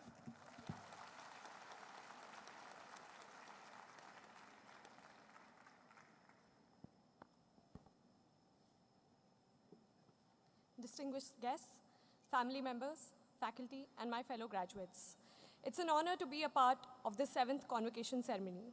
I am Vaishali Kuttam, here on behalf of the MA Public Policy, class of 2016. The day we joined JGU still feels very fresh in my mind. It only feels like yesterday that we were walking around the academic block, wondering why it was full of glass and steel, wondering why there was a huge but beautiful flag in the middle of the university, and what life had in store for us for the next 2 years. Little did we know that we were in for the best roller coaster ride of our lives.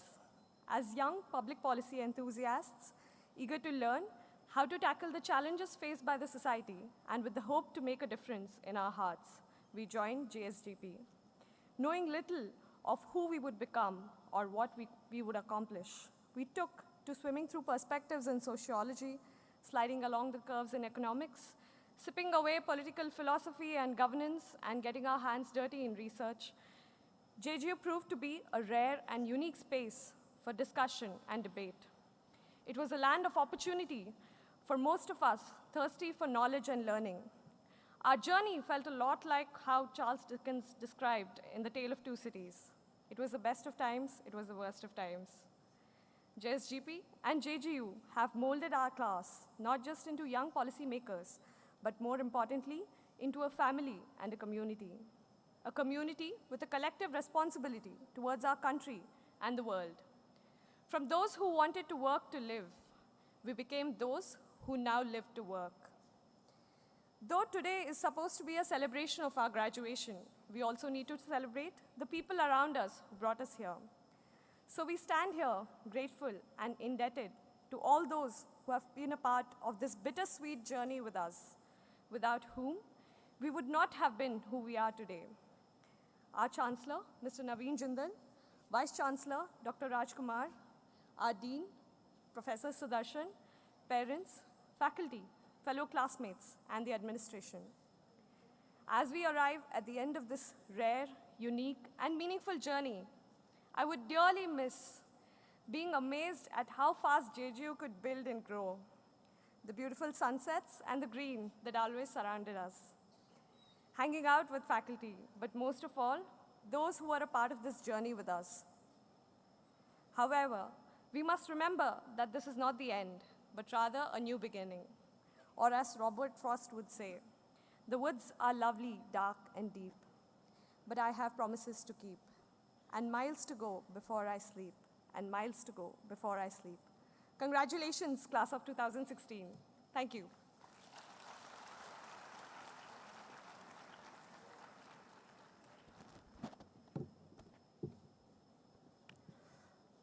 Good evening, JGU. Here we are at our graduation ceremony, and there is much to be spoken about, but as a liberal arts student, I have decided to speak outside the yellow box. And you know, the first feeling that you have when you're at graduation is similar to getting a gate pass. First, it's freedom, happiness, and once you're outside and you finally realize that you're unable to get back to campus, the fear, doubt. The same kind of doubt that fills you when you realize that you need to leave one home in order to search for another. Which brings me to this. The roads that lead us home are rarely smooth. Most often, they're like a Haryanvi road. They are treacherous, bumpy, filled with confusion and unexpected turns. So either these 3 years have gone by a little too soon, or maybe they took too long. But as liberal arts students, there is one thing that we were. 40 of us studying the arts in Sonipat, Haryana. It was an experiment to see if we could enter and leave this university as different people. And I believe we have. If anything, we've come to prioritize different things. In these 3 years, we've learned much. What makes us different, however, is what we choose to remember. All this time, we've tried to learn about what wonder is. What is wonder? And for me, if anything, wonder is acknowledging that there are things out there that we don't know. And aren't we experts at that?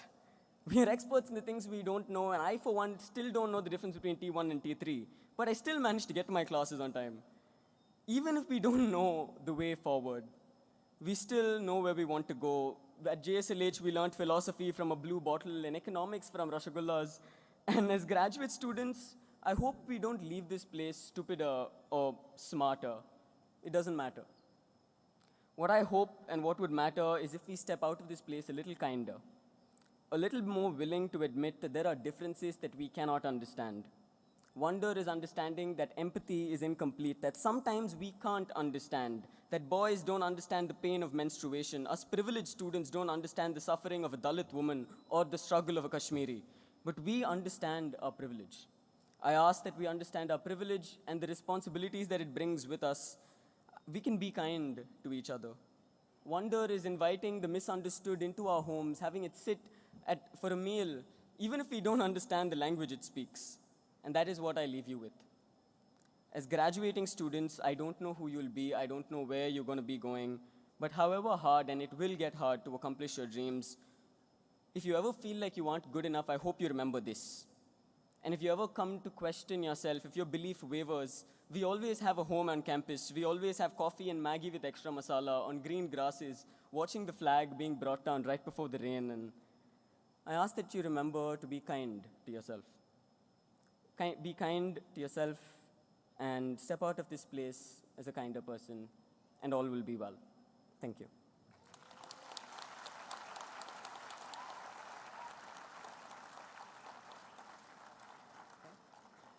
Thank you, everybody. May I now request the founding chancellor of OP Jindal Global University, Mr. Naveen Jindal, to deliver the chancellor's address.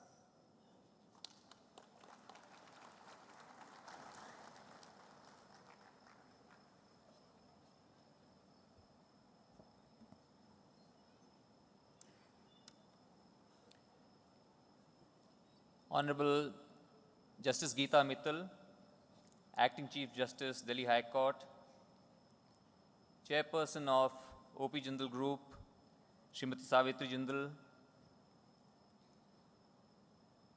former Law Minister and grandfather of 2 students of OPJGU, Shri Shanti Bhushanji, Vice Chancellor Professor Rajkumar, Registrar Dr. Murthy, Professor Sean Bala, other distinguished guests, students, faculty, family members, and parents of graduating students. I am absolutely delighted to see all of you for the 7th convocation ceremony of OP Jindal Global University. Today is a very special day. It's a day of celebration, of reflection, and most importantly, of gratitude. I know you will be missing out hanging around late evenings near the national flag. Yes, I've heard of the yellow box also.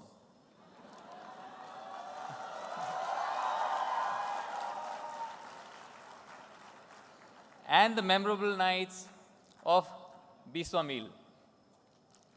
One world is over and another is waiting to begin. It is indeed a very special day for me too, as it's my father's 88th birth anniversary. And we created JGU in his memory.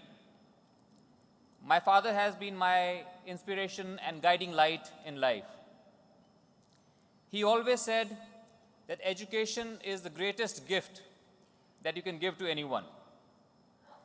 As I stand here talking about him, I am remembering him.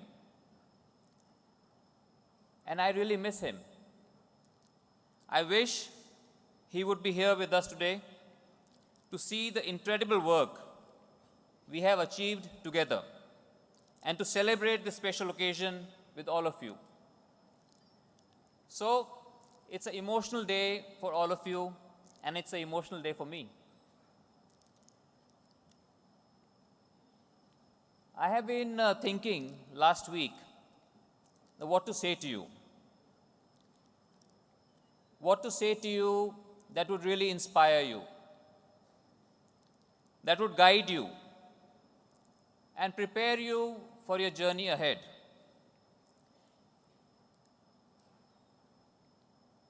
So today, I will share with you a very personal,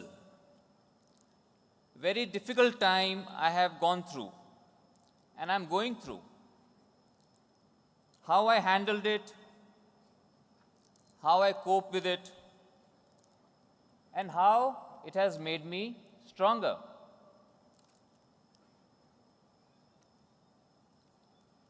As you all know, that when I'm not busy as the Chancellor of OPJGU, I am busy as the Chairman of Jindal Steel and Power Limited, JSPL. Growing up, I observed my father, my brothers, setting up steel plants, power plants, and I too was inspired. I too wanted to follow into my father's footsteps. With this determination and a vision of a modern India, we at JSPL grew the company in 1993 from 0.3 million tons to a 10 million ton conglomerate in 2018. And we also generate 5,000 megawatt of electricity. As a group, in the last 15 years, we created economic activity of 3 lakh crores. Yes, 3 lakh crores. And invested more than 70,000 crores in setting up the latest, greatest, state-of-the-art temples of modern India, employing more than 100,000 families. And the last 15 years, paying to the government taxes of more than 36,000 crores. In fact, we are proud of the fact that it was JSPL that set up India's first mega power project in the private sector. It was not Tata or Birla, it was Jindal who did it. With the idea that there should be no power shortage in the country, that each and every home should be well lit. It is this love for country and nation building that defines JSPL and the work we do. In 2010, Boston Consulting Group declared JSPL as the greatest wealth creator in the world in the sector of metals and minerals.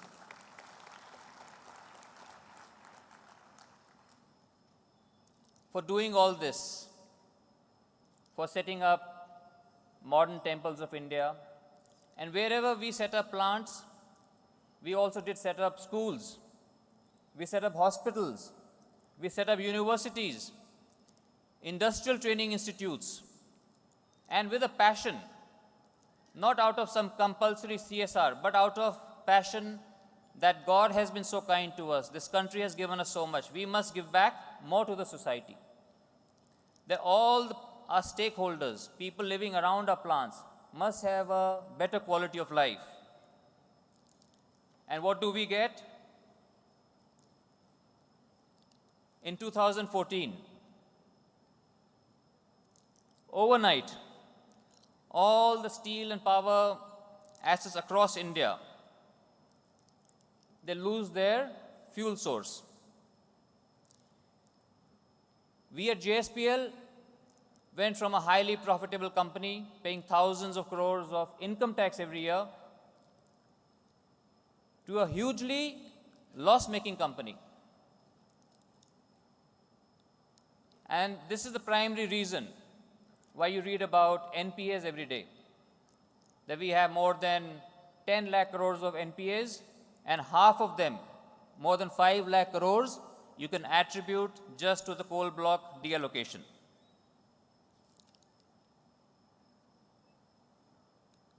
With great difficulty and incredible determination, the team at JSPL was able to turn around and survive, while most others filed for bankruptcy. It doesn't stop here. Post deallocation, several malicious cases were also filed against JSPL. Our integrity, our love for India, and the honest values with which we have always worked were maliciously questioned. I personally felt attacked. I could not understand why my years of absolute dedication to serve and build the India of my dreams was being so viciously humiliated. I felt broken. And in moments, I even lost hope. But then I remembered, my father often told me that the brave dies only once, a coward dies many deaths. We at JSPL have nothing to hide. We have always worked with honesty, transparency, and complete integrity. We are proud of the work we have done and our contribution to nation building. OPJGU too is an example of our contributions we have made among many others. And friends,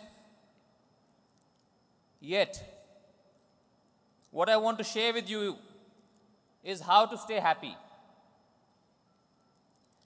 How to stay happy and focused in very difficult times. Never to give up, but to give your best and leave the rest to God.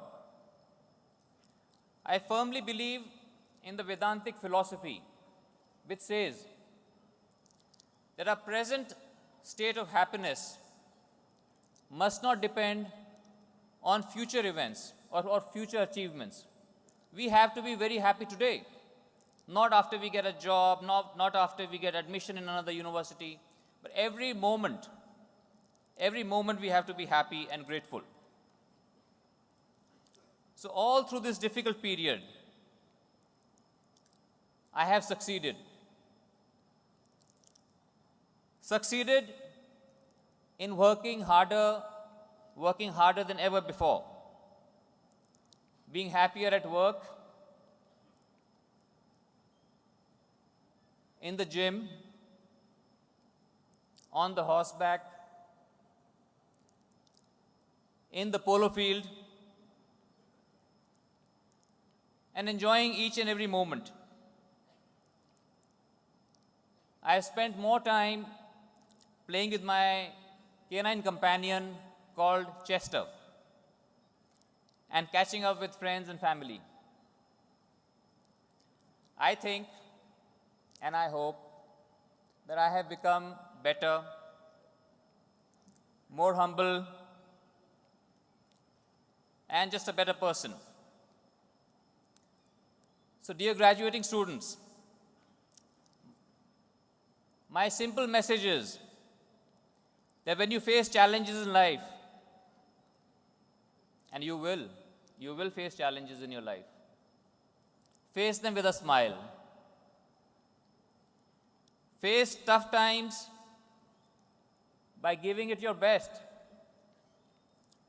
And remember that tough times do not last.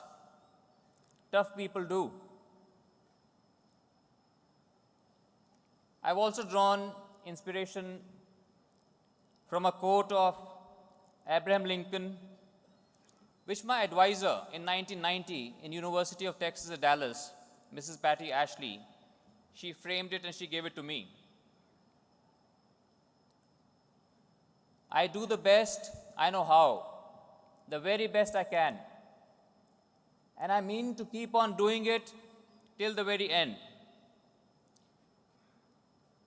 If the end brings me out all right, what is said against me will not amount to anything. If the end brings me out all wrong, 10 angels swearing I was right would make no difference.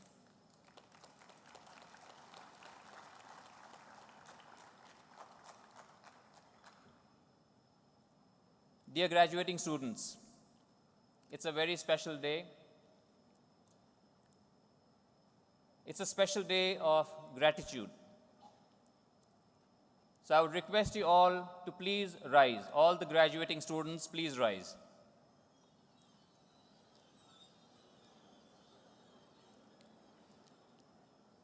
Now please, you can turn back and look at your family, your parents. Please give them a big hand. Please give a very big hand to your family, to your parents. It's their sacrifices which has made this day possible. Thank you. Please sit.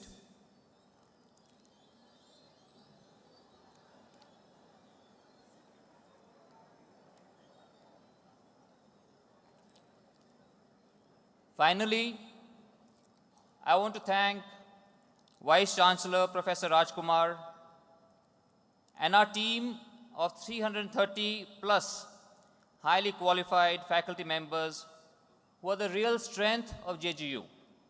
Let's give them a big hand also.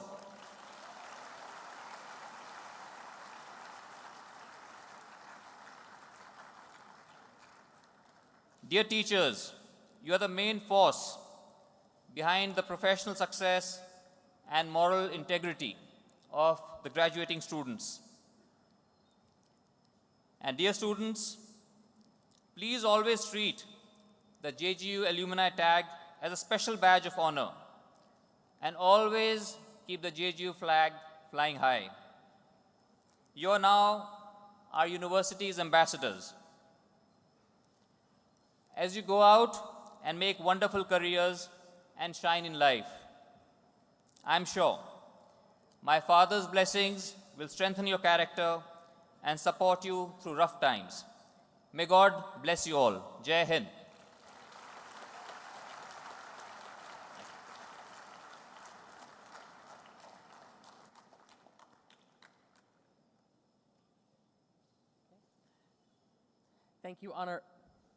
Thank you, Honorable Chancellor, for a heartfelt address. And now I will request Ms. Justice Gita Mittal, Honorable Acting Chief Justice of the Delhi High Court, to help us release our strategic vision document.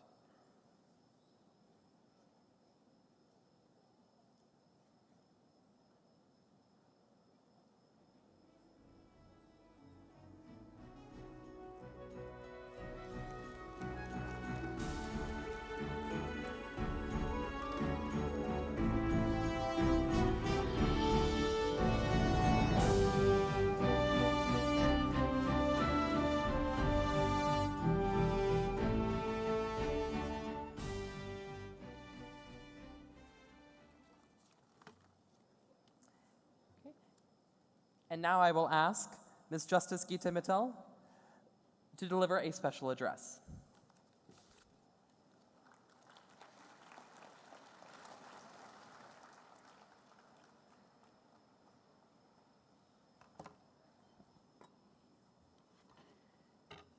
Shri Naveen Jindal, Chancellor O.P. Jindal Global University, Vice Chancellor Sri Rajkumar, Ms. Dr. Y.S.R. Murthy, Registrar, Professor Sean Bala, brother judges from other high courts, Mrs. Savitri Jindal, Mrs. Shalu Jindal, Mr. Shanti Bhushan, Jayant Bhushan, other distinguished guests, faculty, parents, dear students who are graduating from the Business School, the School of International Affairs, School of Law, Liberal Arts and Public Policy. It is truly a great pleasure to address the 7th convocation ceremony of the O.P. Jindal Global University. And at the outset, I congratulate each one of the graduating students who will be embarking on their professional journeys from today. More importantly, congratulations need to be extended to the parents of the graduates who must be feeling such a sense of pride and sheer joy in what your child has achieved. So my heartiest congratulations to every parent, grandparent, uncle and aunt in this room. You, the graduating students, are extremely lucky for several reasons. It has been a long evening for you, and I'm sure you're not prepared to hear a long, drawn lecture. So I will,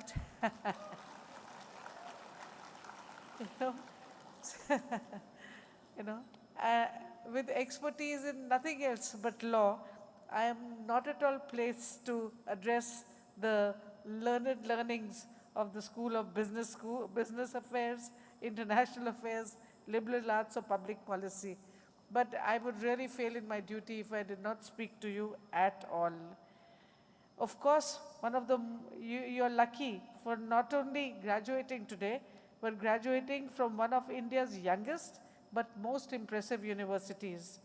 This moment cannot pass without recognizing the brilliant leadership and energy of Professor Rajkumar, as well as the distinguished faculty which has groomed and marshaled you. Each time I meet Professor Rajkumar or engage with anything relating to the JJU, as I heard today for the first time, and it's a very interesting acronym, but I am deeply impressed with the commitment of the faculty and the diversity and the range. I'm told that 28 countries are represented on the faculty. It is truly impressive, and you cannot imagine how envious I feel of the opportunity that all of you have had.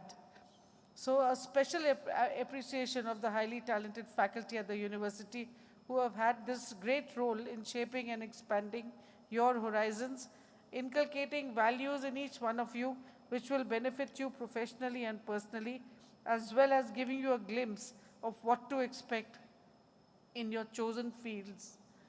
I have been hearing the students talking about their experiences at Jeju, and what has worried me is the feeling and sense that there are difficulties and the road is like a typical Haryanvi road.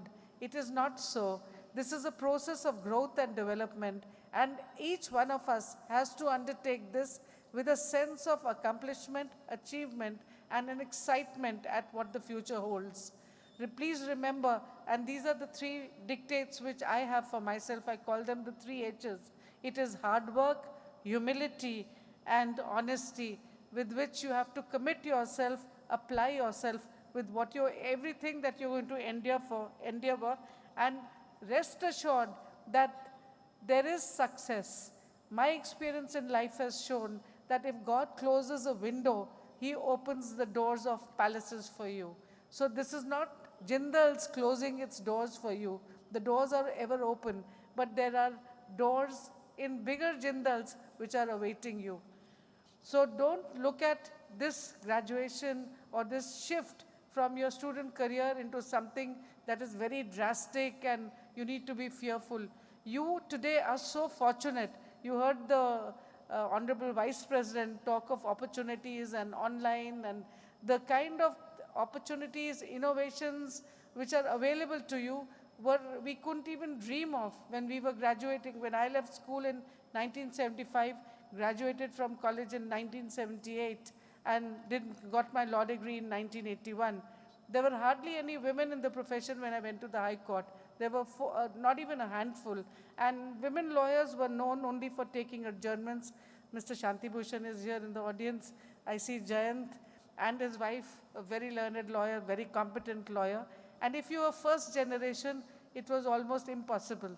So you were expected to take passovers of cases or adjournments, and it is an uphill task. I'm often told that you are breaking glass ceilings. To my mind, it is not any breaking of a glass ceiling, but you should feel that you have achieved something only if you have been able to take someone else up with you. This is what Indira Nui, who heads the who is the CEO of PepsiCo, says, that whenever she reminds young people always that as you are moving ahead, make sure you carry someone who is not so privileged along with you. One very important lesson which I would like to give to the students as you leave your college. You in your college are so busy with your grades, going to moot courts and competitions, that you forget yourself, and life becomes one big competition. You're either competing with your sibling, or you're competing with your neighbor, or you're competing with your colleagues at work. And what really happens is that the whole process, what should be a beautiful process of growth and development and achievement, really becomes a period of castigation and criticism of either the person with whom you're competing or of your own achievements.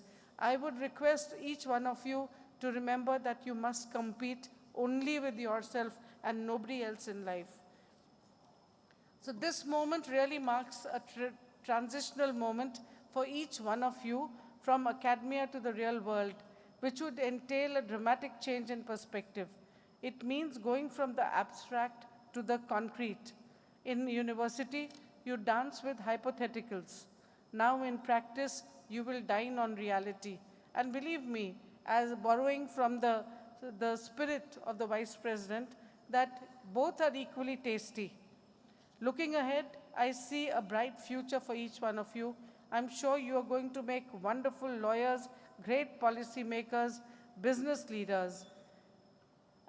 Without doubt, and as lawyers, many of you will come to my court as well and argue landmark cases. Some of you may become great judges. Some of you may even return to Jindal as professors.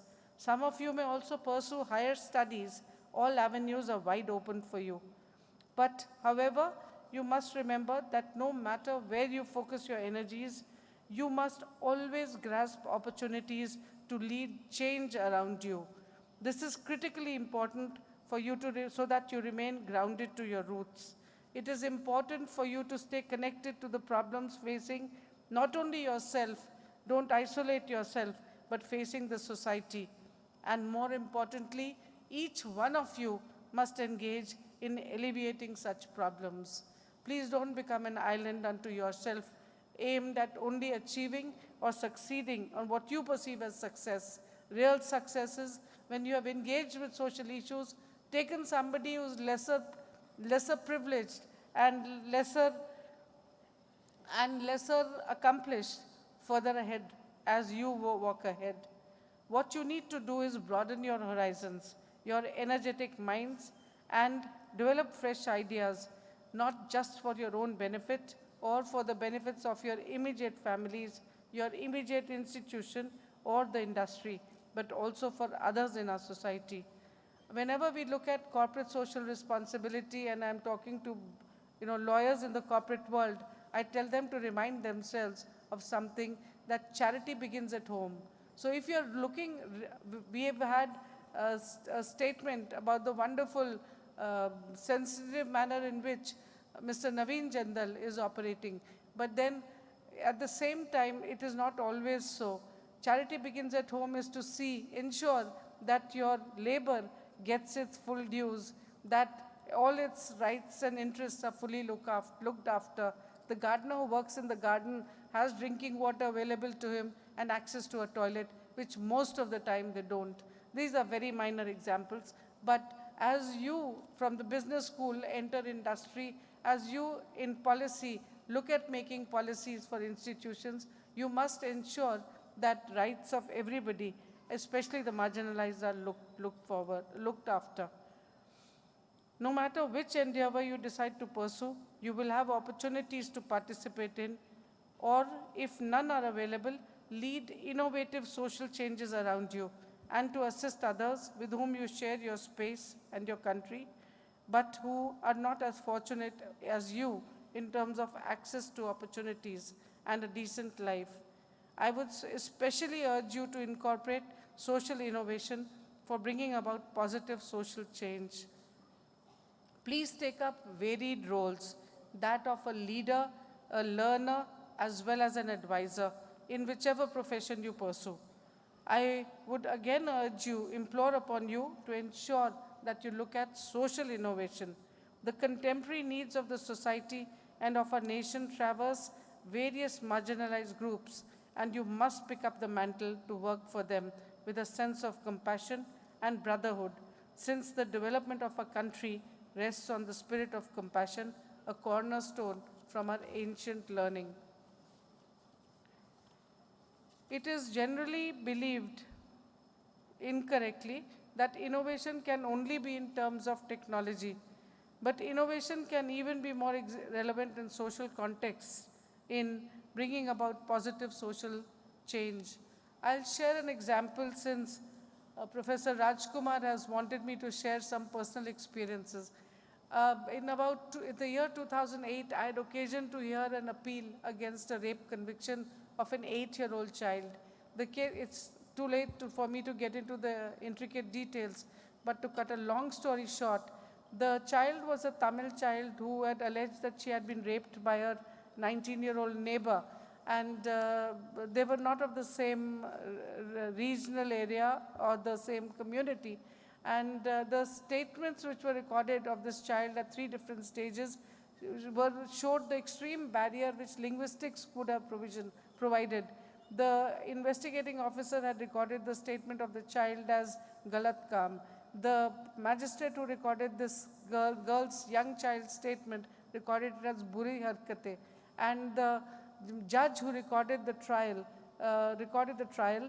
recorded it as Gandhi harkate. So, it showed these three statements. I apologize to the friends from overseas. Linguistics is an immediate barrier for them to comprehend what I've just said. But what these three statements showed, two things. One is the fact that the policeman, the investigator, and the trial judge were reluctant to engage with issues relating to rape and were not even willing to articulate the bare minimum necessary to ensure that the ingredients of the offense were brought in. The second thing which this showed was the barrier which linguistics would have been. This Tamil child was a driver's daughter and obviously was obviously not speaking good Northern Indian language. And this by itself would have impeded this child's access to justice. So after I wrote this judgment, in this judgment I had collated guidelines relating to sexual violence and how the investigation, etc., must take place. And I also noted the baggage which the judge and the magistrate and the policeman were carrying in engaging with issues relating to rape. After I was forced to acquit because there was really no evidence to make out a case for rape. After this judgment, the then Chief Justice A.P. Shah had appointed me a committee to look at the working of the rape law. And he vested this responsibility on me as heading the committee. And I worked on it for a period from 2009 to 2012. I'm sharing this example as an instance of what I used technology, but it was purely a judicial intervention and a judicial innovation.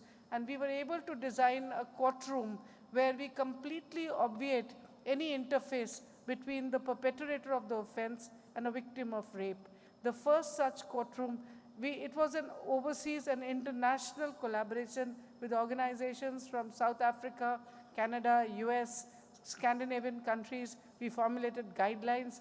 We negotiated and engaged with psychologists and child right experts before we put in this module. It's called the Vulnerable Witness Deposition Complex. The first such complex, there is no other such complex anywhere in India. There is none in Asia. There's none in Africa, and very few in several other parts of the world. But we completely prevent the interaction, any interface between the accused and the victim. We pick up the victim with a facilitator, and we bring her or she, several instances of boys complaining of sodomy and incest and all kinds of difficulties.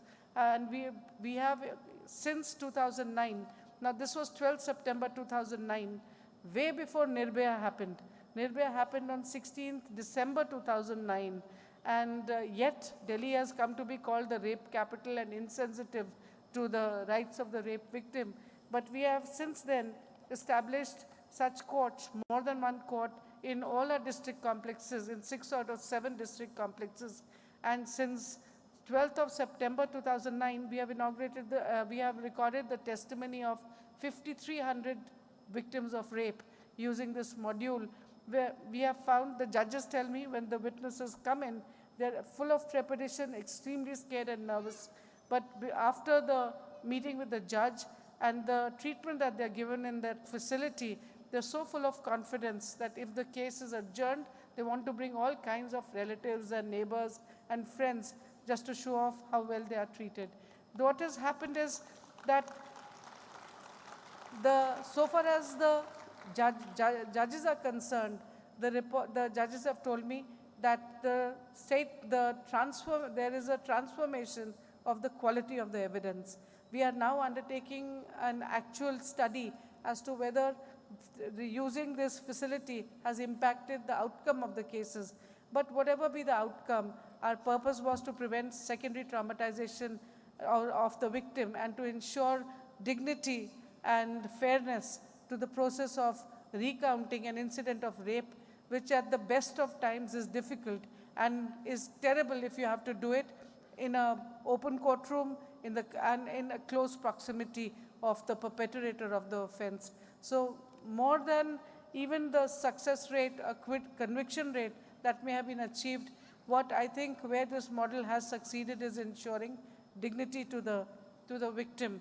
We have also recorded the profiles of the accused and the victims.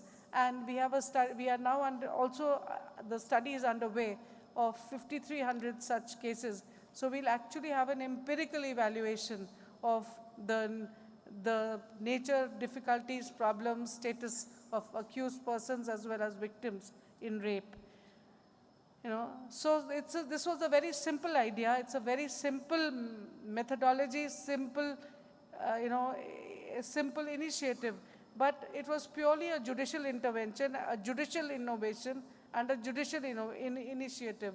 So this instance actually highlights what you can do looking around you.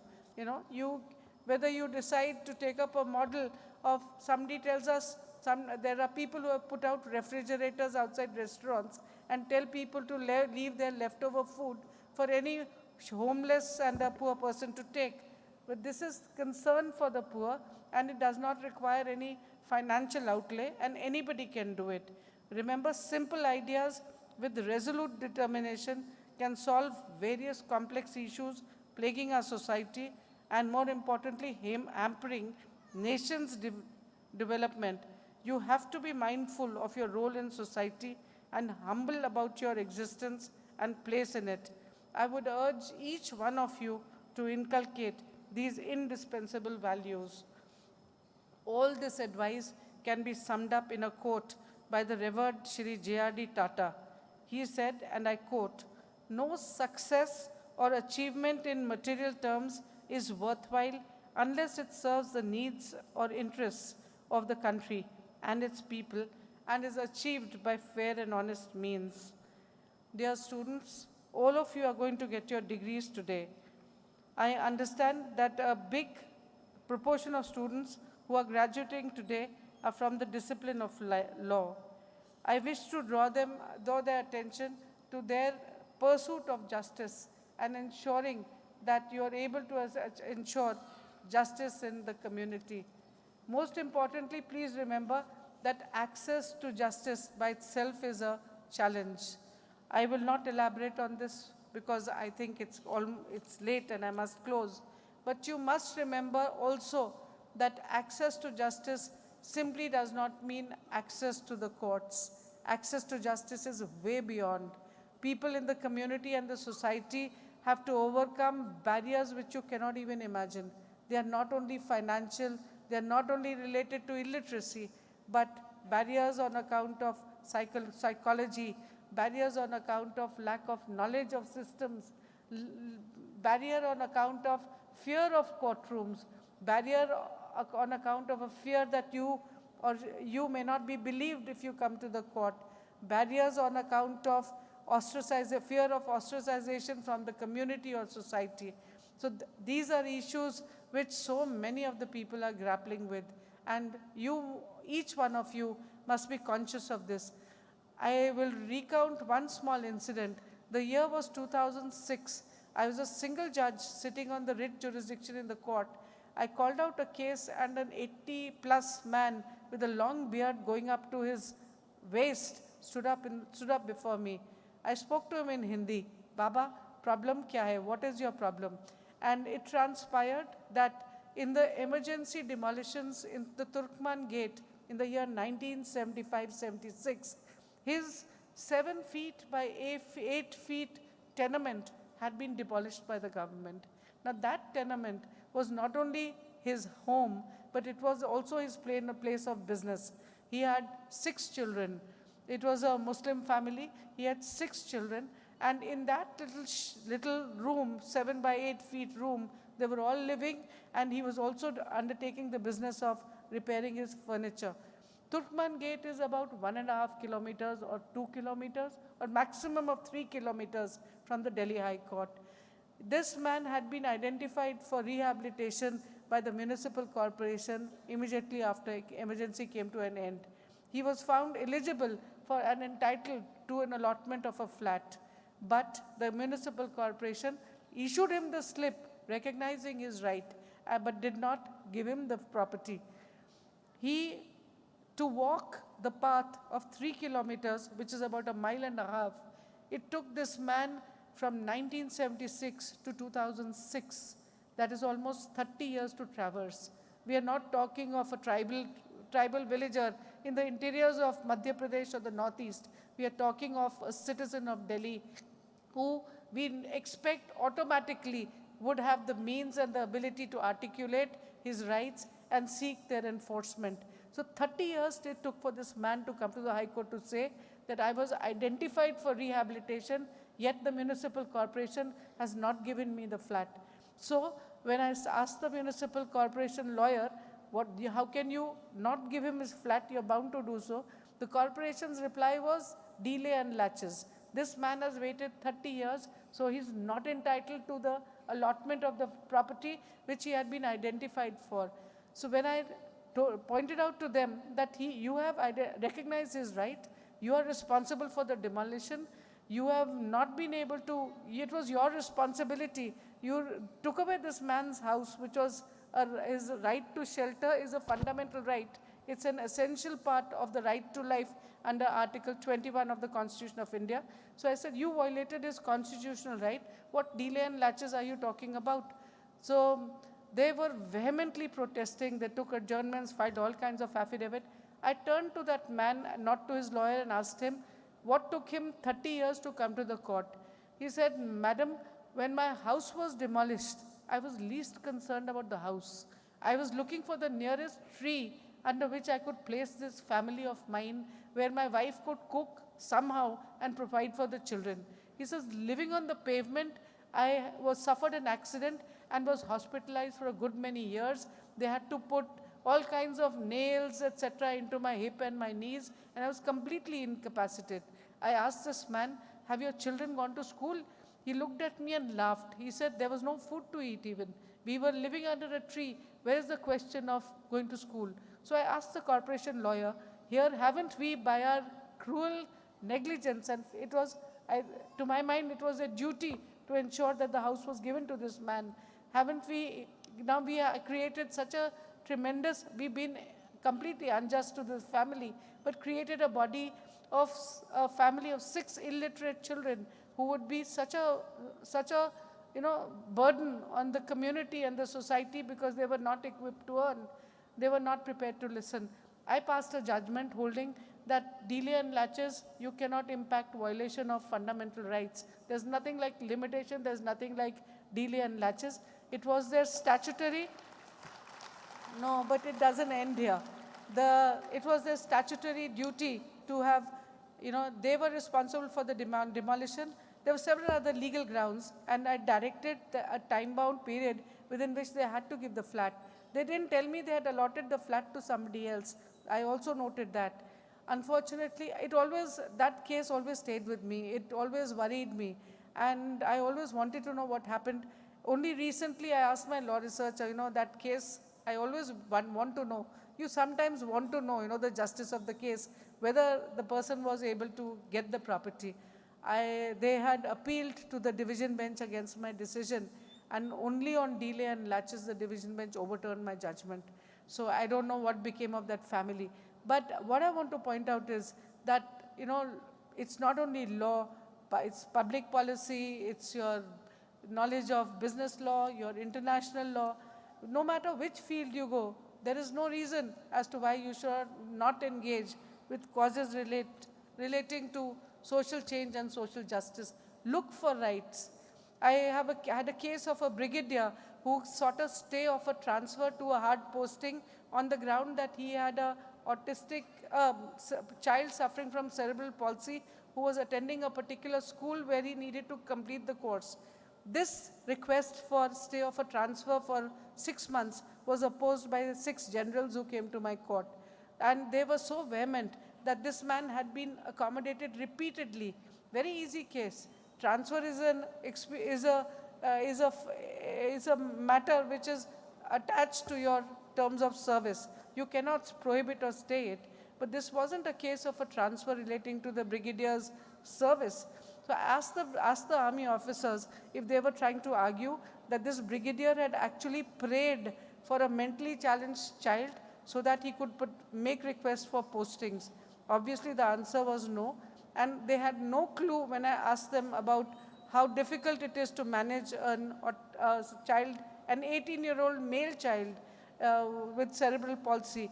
That child had to be assisted to the toilet, his shaving, his everything, and it's impossible to get caregivers for disabled, mentally challenged persons in India. So why I had stayed the order, but not on grounds of the request of the army officer, but holding that the case involved the rights of that disabled child. So this was an innovation I'm sharing with you. So when you have a problem, don't look at it as a problem. Look for a solution. Look for out-of-the-box solutions and hit them like that. So I will close by saying that you must remember what Napoleon Hill has said. If you cannot do great things, do small things in a great way, and you will go a long, long way. I will close with my best wishes to all of you for very successful lifetimes. Please remember, success doesn't mean that you have to be CEOs or managing directors of multinational companies. Find your path, find your calling, do only what makes you happy, but in all of that, compete only with yourself. All the best, and God bless.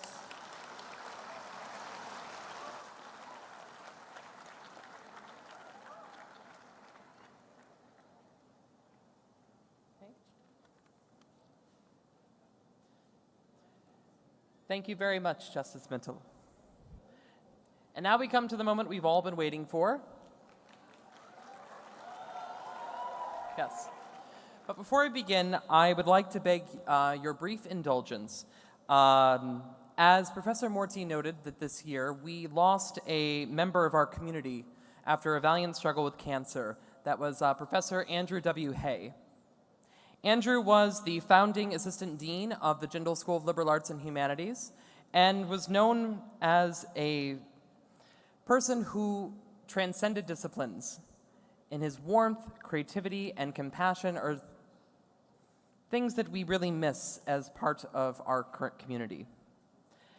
And so in light of his passing, and in honor of his memory, the Jindal School of Liberal Arts and Humanities has created the Andrew W. Hay Award for Most Creative Thesis. This award will be given to the student who best embodies Andrew's spirit of creativity, interdisciplinarity, and breadth. This award will be given out normally during the rest of the awards, but this year, the winners of this award are Olivia Sebastian and Akshay Sharan.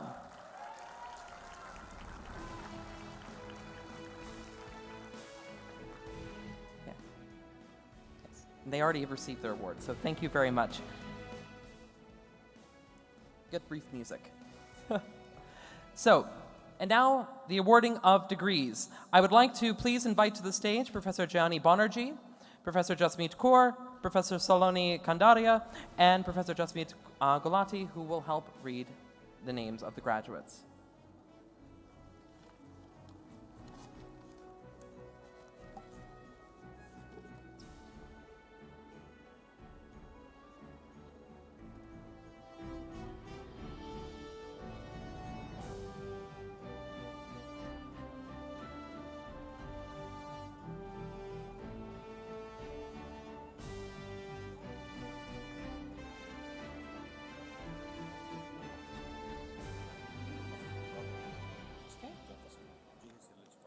All right, I would like to call the Dean of JSLH, Professor Kathleen Madrowski, to join the stage.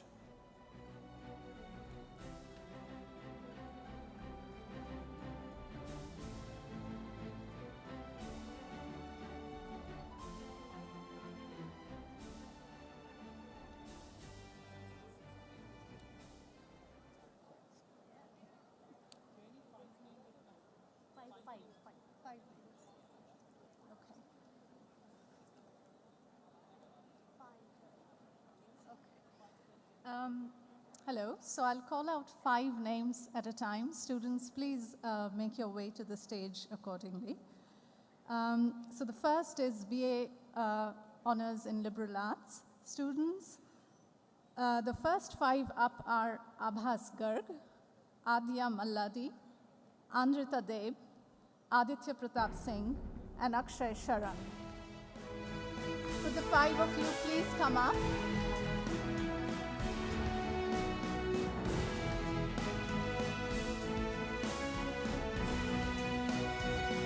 next 5 are Aksheta Yadav, Ansh Seth, Arham Khan, Chandni Singh, Dhananjay Khurana.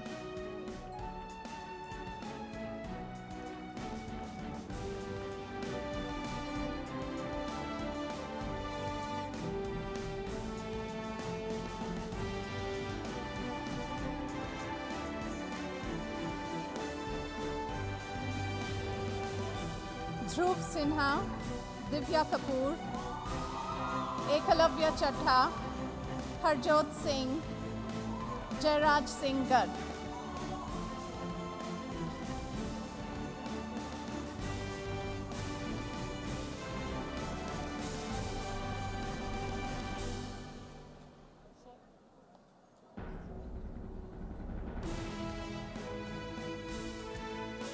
So Dhruv Sinha, Divya Kapoor, Ekalavya Chadha, Harjot Singh, Jairaj Singh Garg.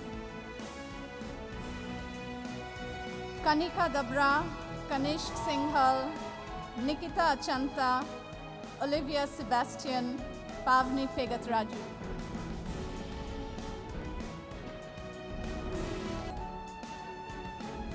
Kanika Dabra, Kanishk Singhal, Nikita Achanta, Olivia Sebastian, Pavni Pegatraju.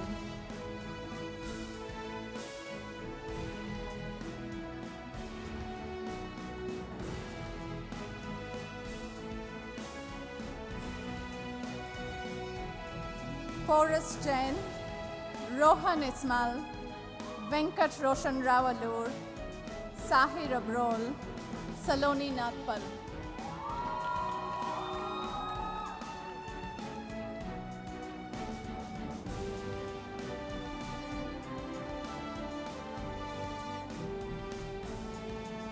Sandhya Agarwal, Sanjana Chandrasekharan, Sanskriti Singh, Sarthak Datta, Shreya Kaul.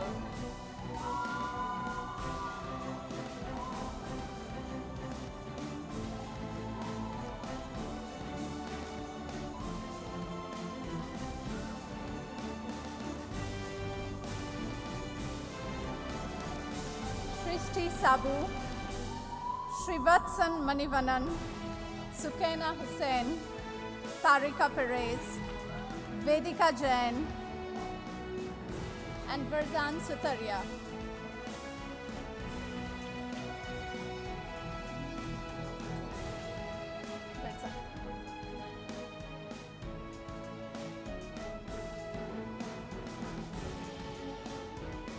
Verzan Sutaria.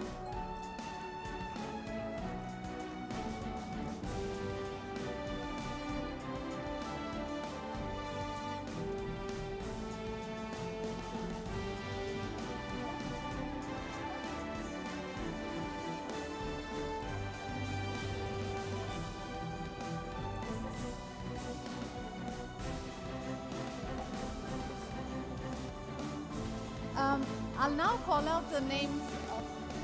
I would like to request Professor R. Sudarshan to please come to the stage.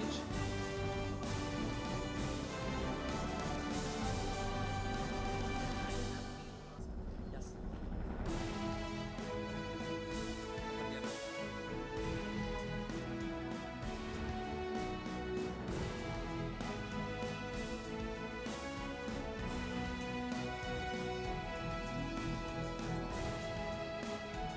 I'll call out names of students from the MA Public Policy program. First up is Aditya, Anna Claudina Moniz, Ankita, Anmol Jain, Aparna Raman.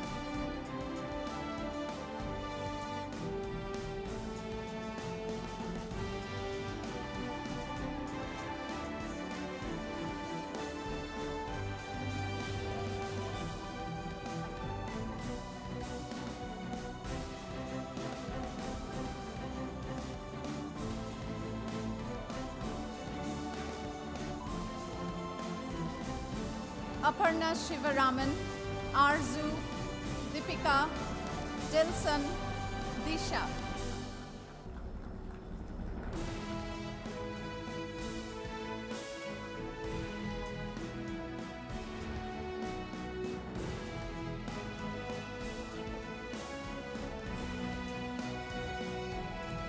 Divya, Gitika, Kanika, Manashri, Rumana.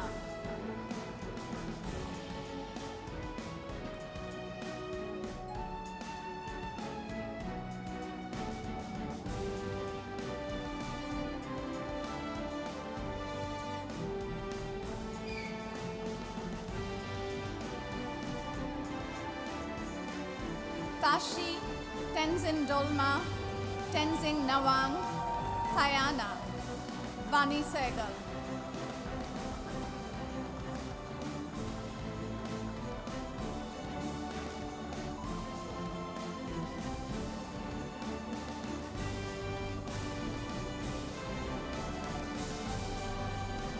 Vasant, Vaishali, Minuka Nirmalin Matthew.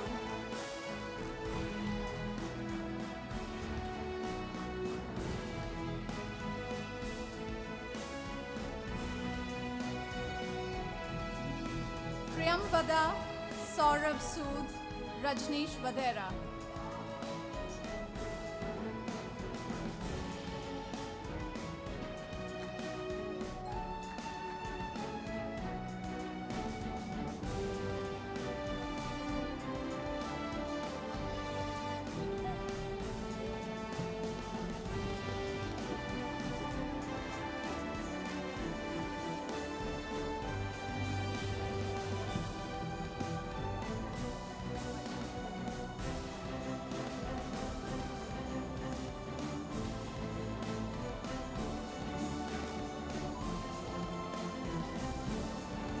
All right.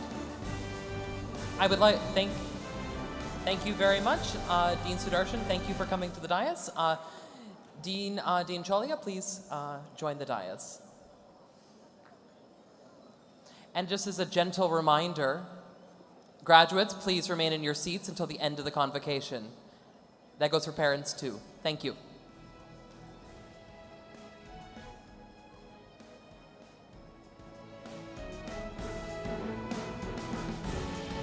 Starting with the names of MADLV students, Aaron Mirza, Anashwara, Carlo, Dionisio, Elisa.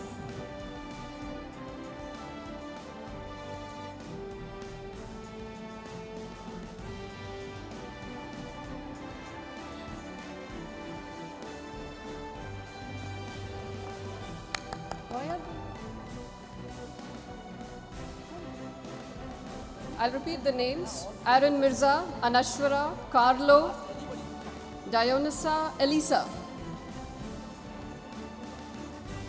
Fatafehi, Indira, Isufu, Crystal Fane.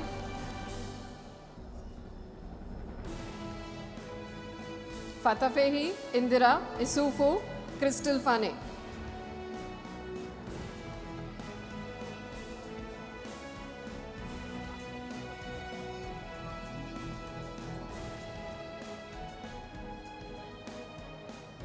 Repeating the names again, Fatafehi, Indira, Isufu and Crystal Fane.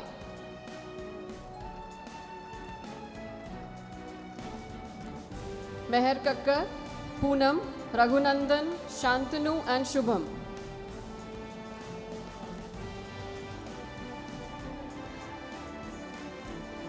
Meher Kakkar, Poonam, Raghunandan, Shantanu and Shubham.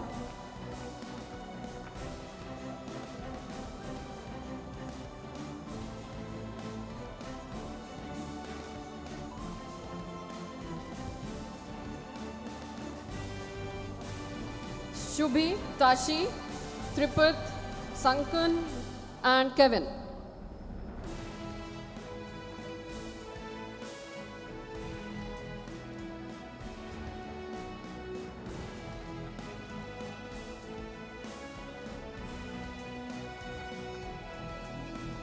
Swati Paul, Karmaine and Karan Bidani.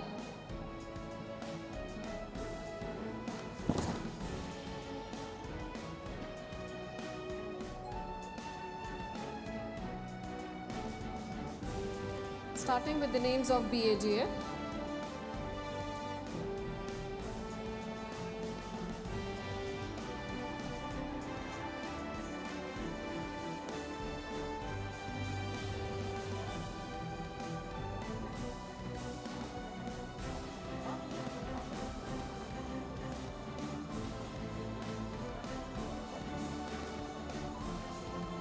starting with the names of BAGA, Akriti, Aditya, Ambedkar, Anna, and Ankita.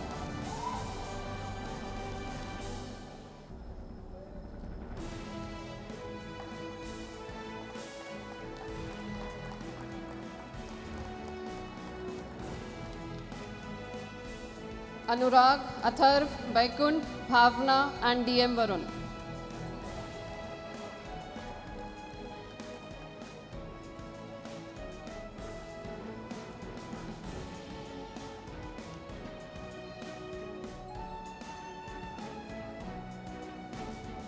Hima Bindu, Kartikeya, Kaushik, Mehul, and Muhammad Ali Khan.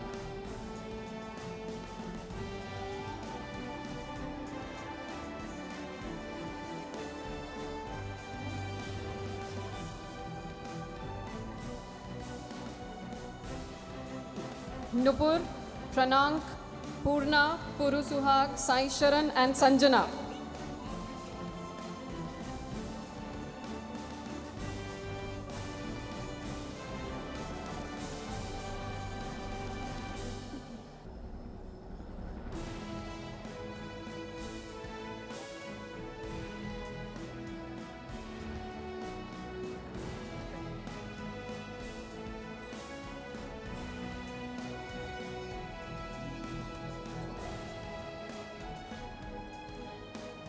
Shukriya, Shweta, Siddharth, Suchitra, and Tahira.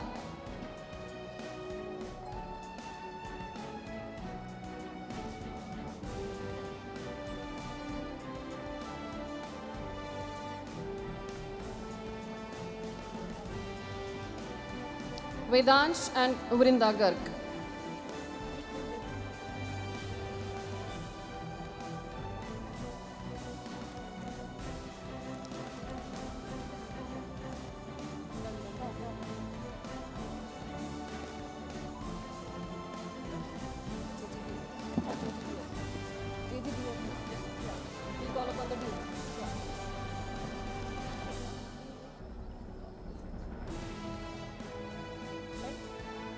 Thank you, Dean Chalioff.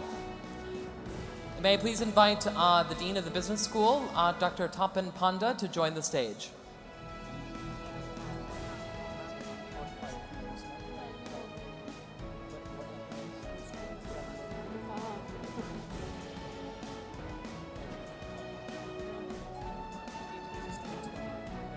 Requesting all JGBS students to come side by side the stage, please. All JGBS students, please.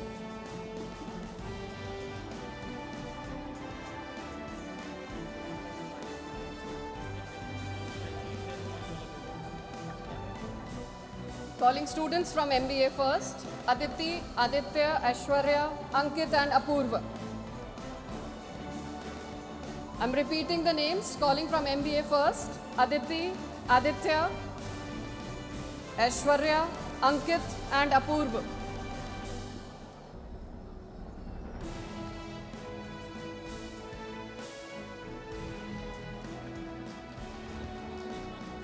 Aditi, Aditya, Aishwarya, Ankit, and Apurva.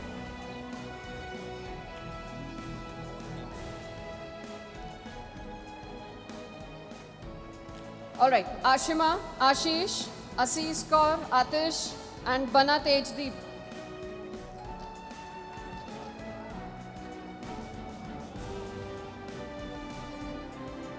Ashima, Ashish, Asis, Atish, and Bana Tejdeep.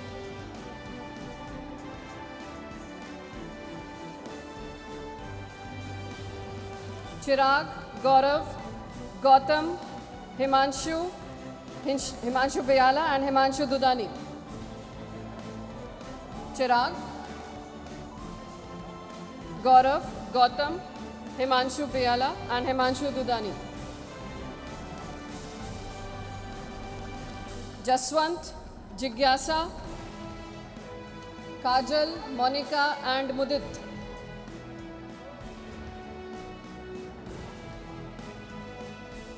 Jaswant, Jigyasa, Kajal, Monica, and Mudit.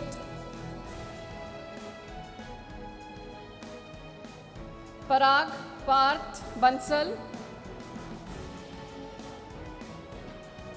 Parag Parth Bansal, Parth Patel, Pranita and Rajshri.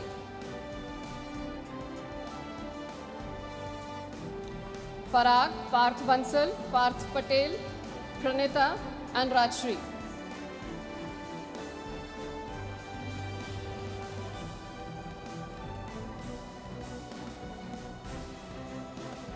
S. Kumar, Sagar, Sarthak, Shikha and Shivam. S. Kumar, Sagar, Sarthak, Shikha and Shivam.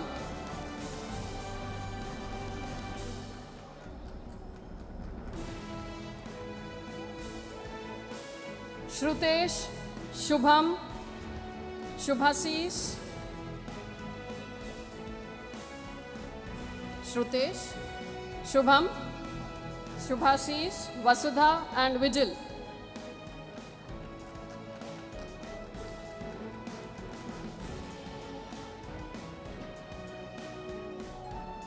Vasudha, Vijil, no. Vasudha, Vijil, Vikas, Varis and Rahul. Sankalp Dheer.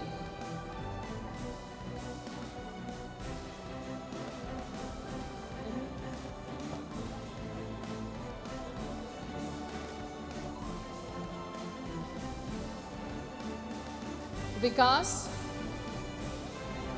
Varis Akhtar, Rahul Sharma, Sankalp Dheer.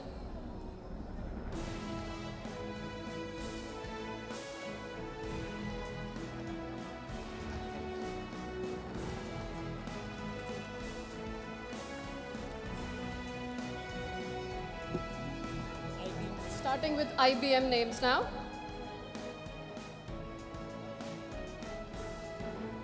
Akash, Abhinav, Ambika, Ashish. Akash, Abhinav, Ambika, Ashish. Ashwatej, Chandrima, Garima.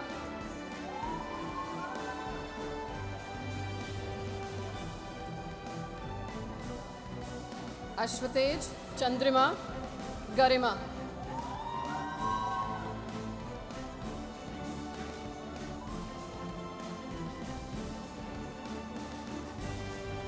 Himanshi, Ishita, Jatin, Medhavini and Manisha. Himanshi, Ishita, Jatin, Medhavini and Manisha.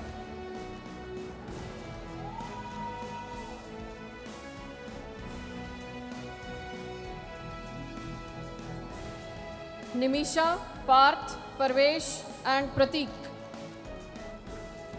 Nimisha, Parth, Parvesh and Pratik.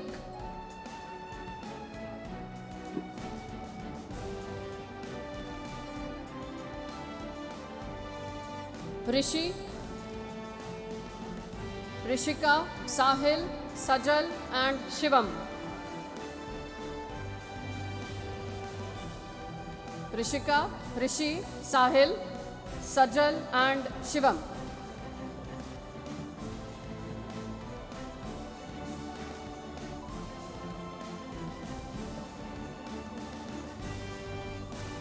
Snehal, Shrushti, Tanushri, Vishul and Yatin. Snehal, Shrushti, Tanushri, Vishul and Yatin.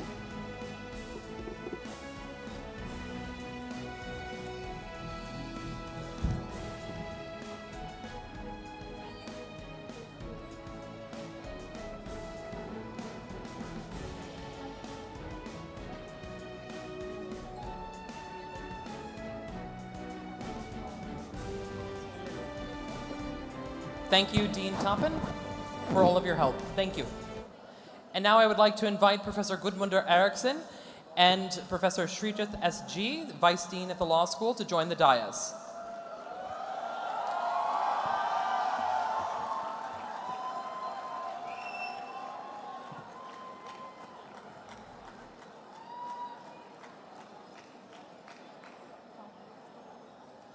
I now call upon students from LLM Tax, Sashi, Shri, Nibhir, Muskan, Chirag, Pooja. LLM Tax.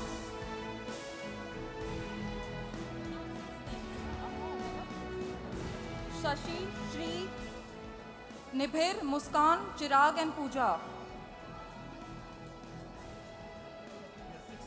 No, where are they? I've called them. What do we need more?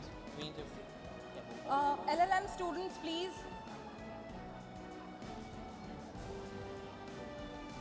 LLM students for tax. Sashi, Shri,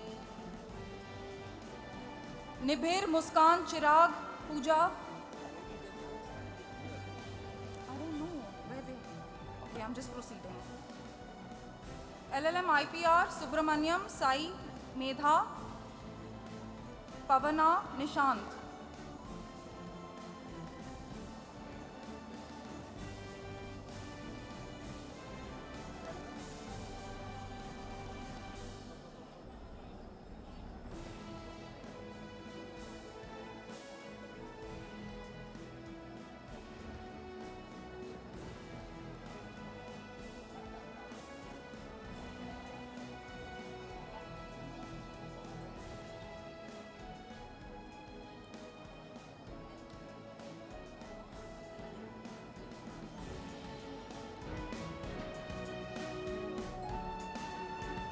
Aparna, Devender, Arani, Jesslyn, Pranjal, Anurima.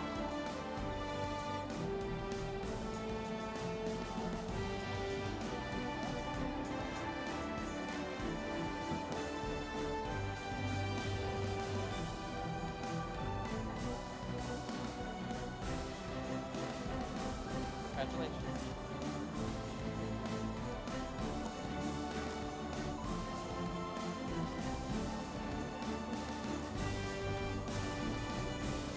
Shifali, Anmol, Vishali, Kruti, Karthik, Akhilendra.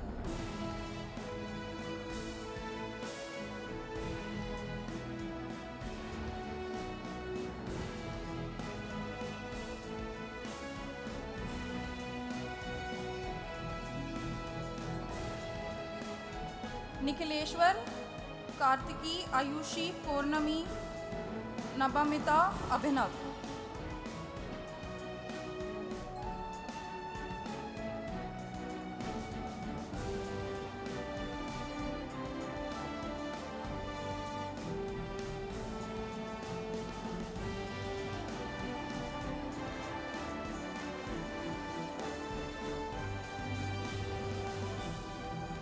Tanvi, Sonal, Mona, Vinayak, Satya, Asmita.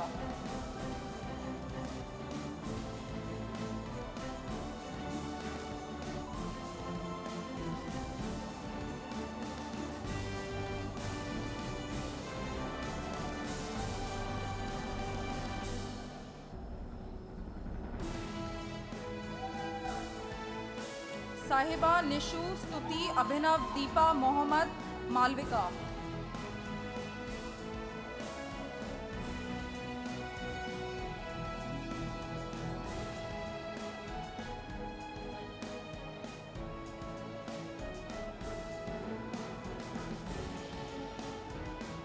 Nishant.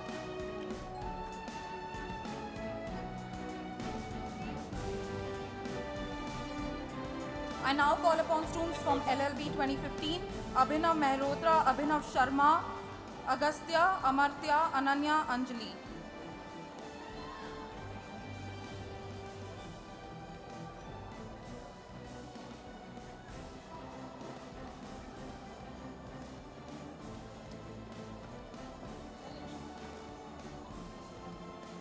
Archita, Arman, Ashwin, Bhuvan, Desri, Dhruv, Harsh.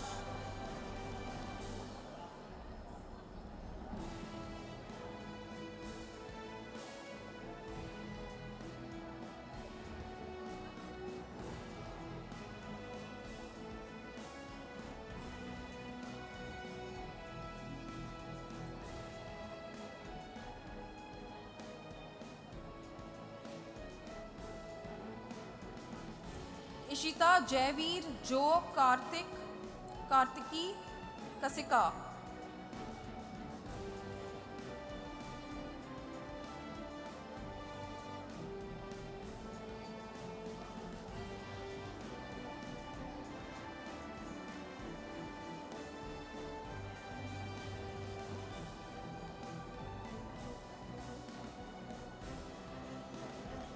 Kavya क्षितिज कुमार शौरीश मोहित नावना निहित नीरव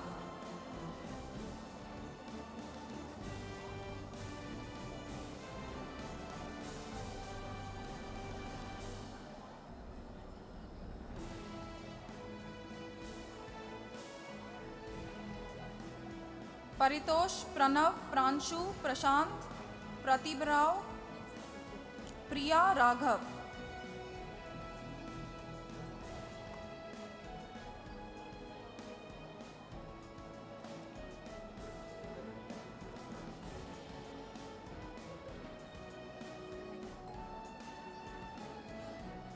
राज राजन रणदीप रोहित रुखसाना साक्षी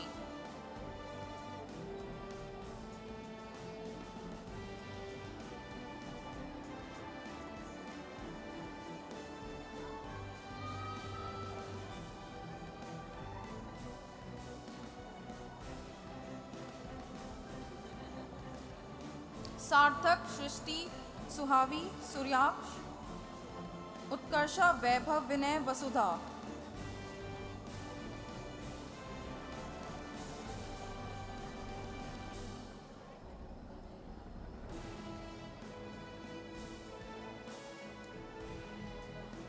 Vasudha Ahuja Vrinda. I now call upon students from BBA LLB 2013, Akash, Aman Dahiya, Aman Garg, Amulya, Ananya Madhusudan, Anish.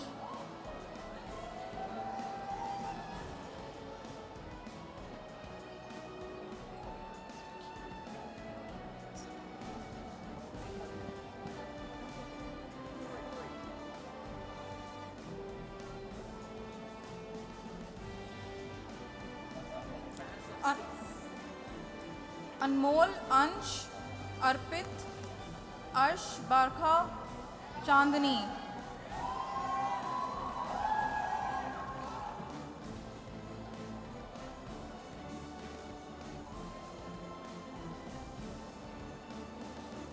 दिव्यांगी हार्दिक इशनीत जयंतिका क्षितिज गुप्ता लक्ष्य लोविश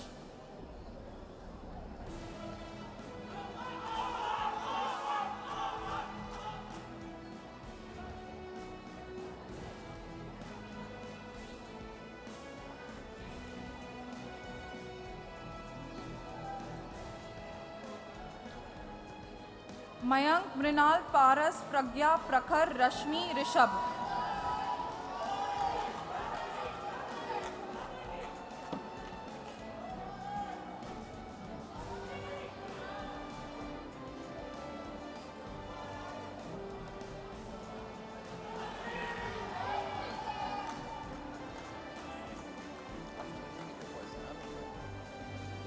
ऋषभ गुप्ता रोहन यादव रोहित समीक्षा साम्यक सत्यम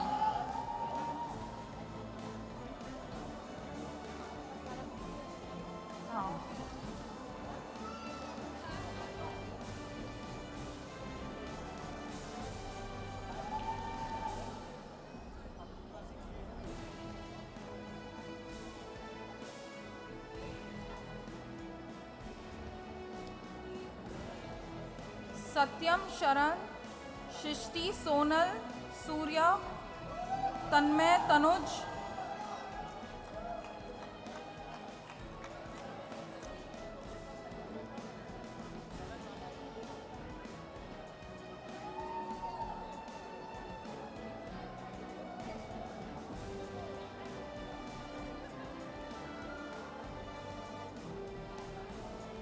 तुषार वैभव वरुण व्योम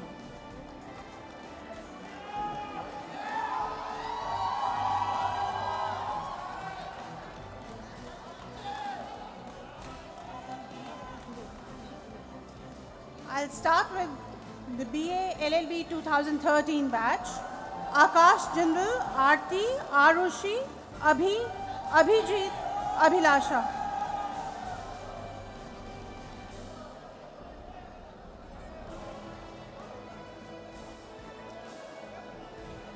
Abhinish, Abhiruchi, Abhishek Jain, Abhivrat Arya, Aditi.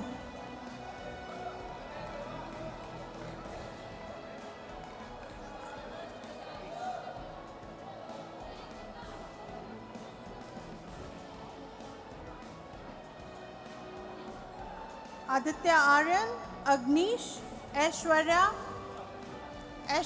Kumar, Aishwarya Singh, Ajitesh, Soni, Akansha Singh.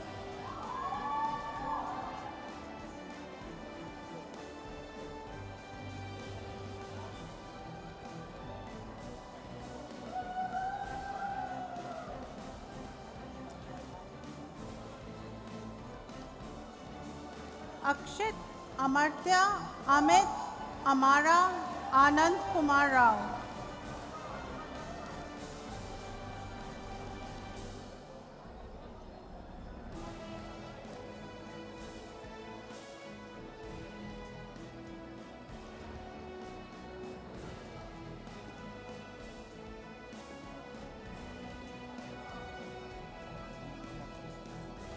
Anita, Anirban, Anisha, Ankit, Anshula Dafal, Anushka.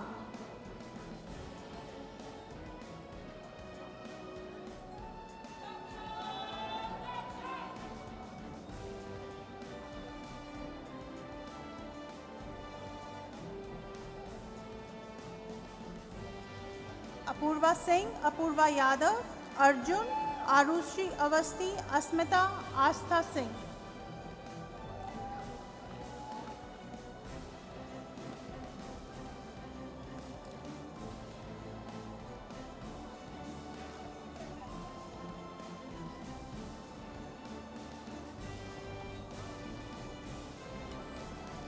Avani, Avantika, Ayushi, Bhavna, Brian, Chiranjeev.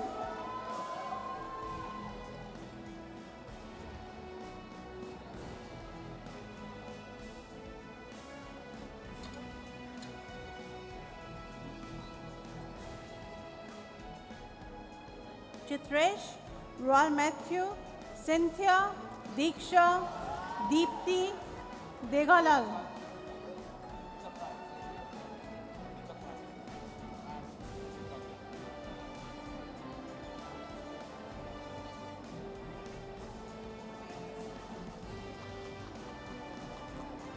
Dev Agnihotri, Dev Alkesh, Devashish, Devyani, Dhruv Mittal, Dhruv Yadav.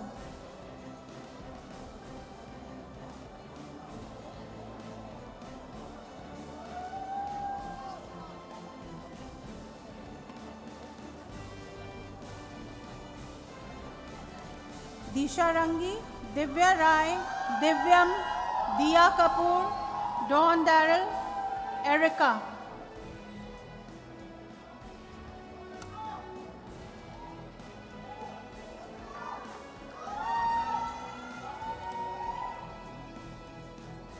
Aisha, Faguni, Gautam, Gaurang, Govind Singh Shekhawat, Hardika.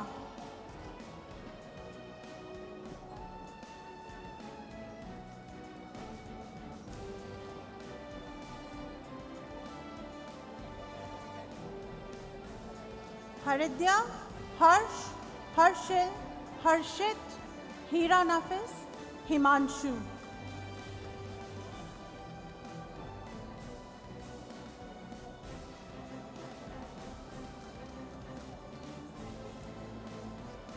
Hitendra, Ishita, Ishita Joshi, Kanavveer, Kanavviren, Kanishk.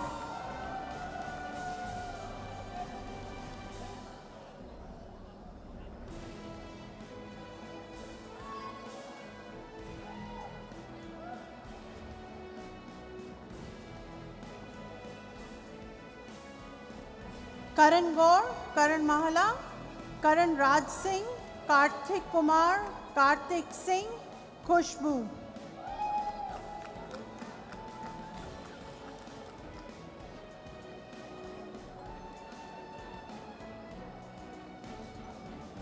Kriti Gupta, Kritika, Kunappa, Lakshay, Masha, Madhavi. I would like to remind parents that we are taking high quality photos of your children.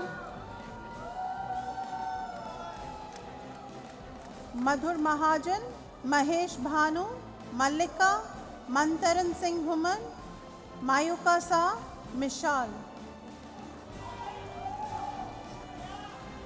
Graduates, please return to your seats.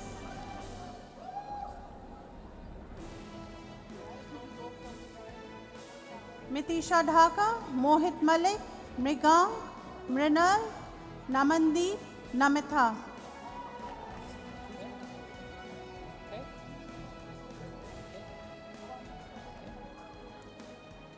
Everybody, please wait 3 seconds for the cameras.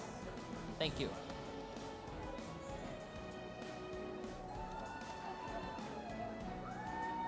Narayan Gupta, Nau Botla, Navya, Neha, Nikhil Santosh, Nirupam.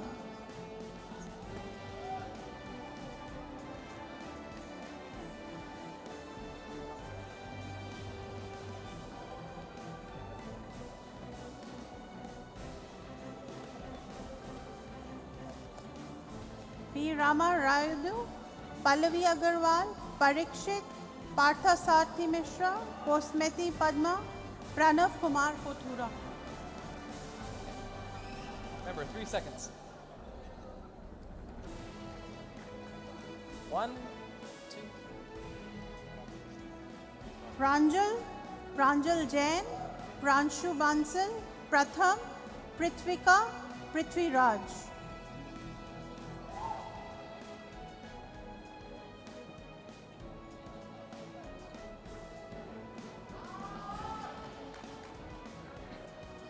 Priyank Agarwal, Priyanka De, Priyanka Shambhat, Pujita, Puru Jain, Rahul.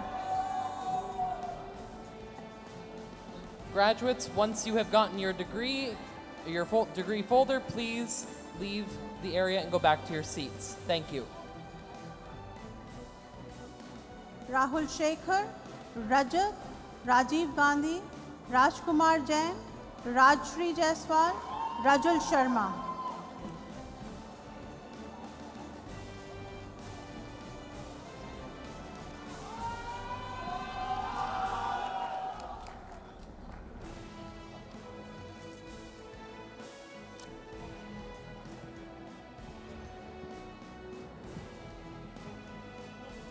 Rashmi, Reshab, Riya, Rishabh Gupta, Rishabh Kumar Thakur, Rishika.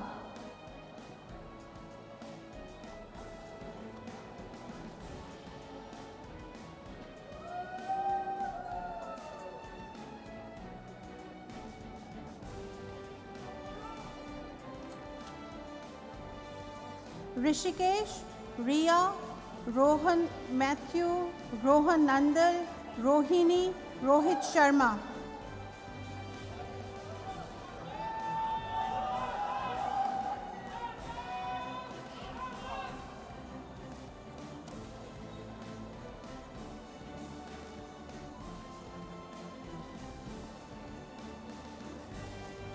Rishikesh, Riya, Rohan Matthew, Rohan Nandal, Rohini Rathore.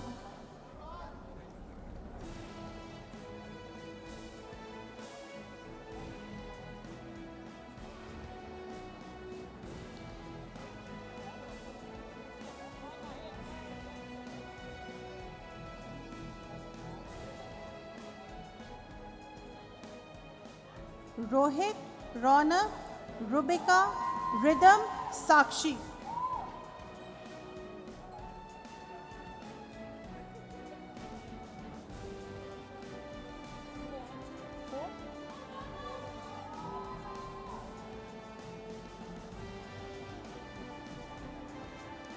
Safina, Sai Sake, Sai Teja, Saksham.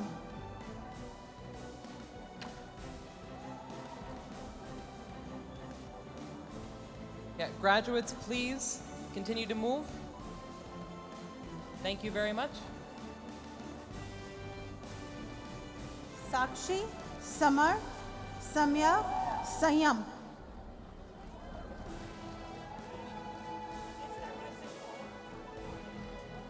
Sargam, Sarvasva, Satvika, Saudamini, Sayesha.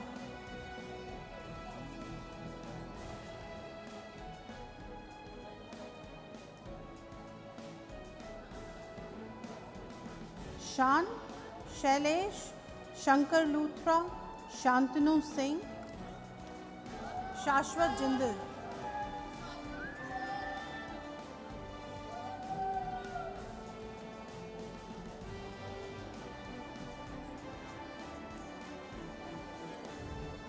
Sheetal Agarwal, Shilpa Jajura, Shivam Mittal, Shivam Patanjali, Shivangi Gupta.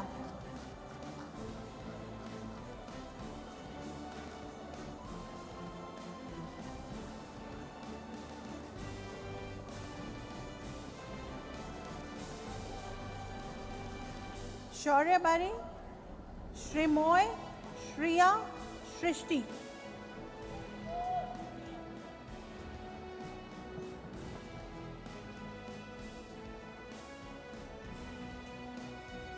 Shruti, Shubham Gill, Shubhankar Gupta, Shubhankar Parijat.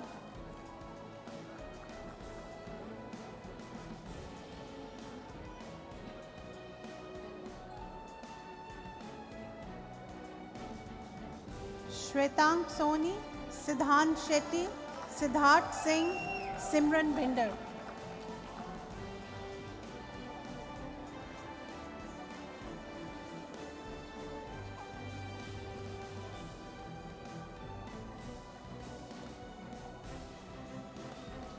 Soham Guha Roy, Sonu Arora, Soumya Ranjan Das, Soumya Deep.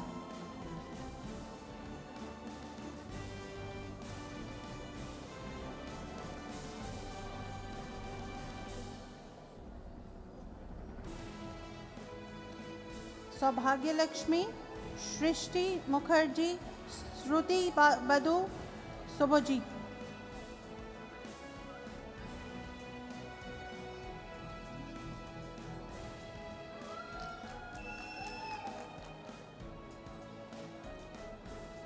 Sumer Ahuja, Sunidhi Bansal, Supriya Malik, Suraj Yoganand.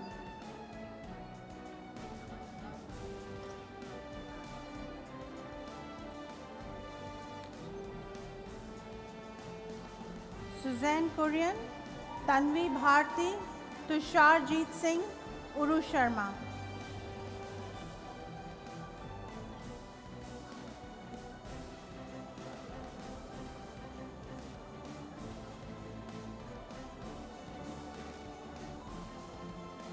Vaibhav Banka, Vaishnavi Sankar, Vandita Khanna, Varun Jagannath.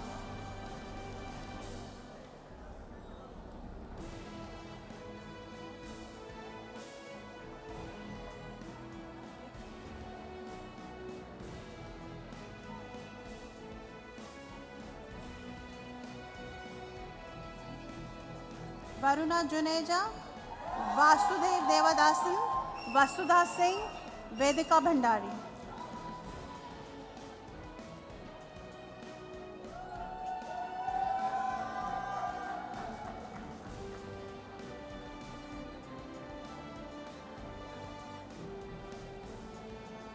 Vidushi Dikshit, Vikram Singh Bed, Viksit, Vinay Krishna.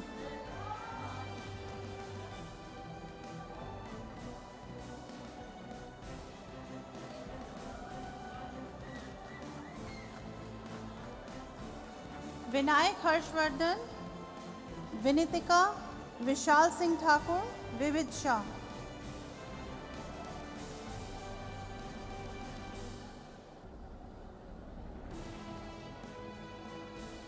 Rinda Singh, Yash Prashant, Yashaswin, Yogesh Jain.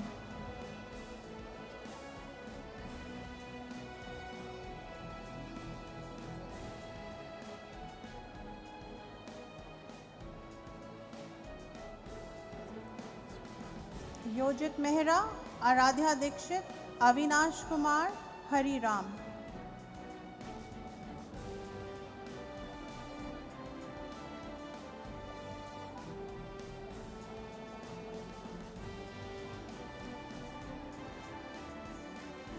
Sahid Jeevi, Siratni, Shrija, Baduria.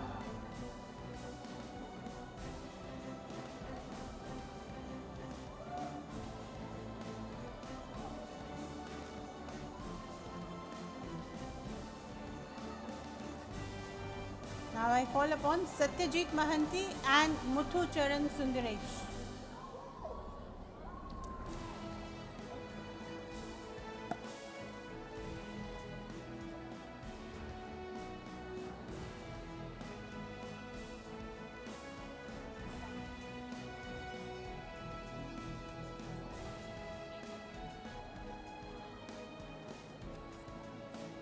Still? Oh, there's still more?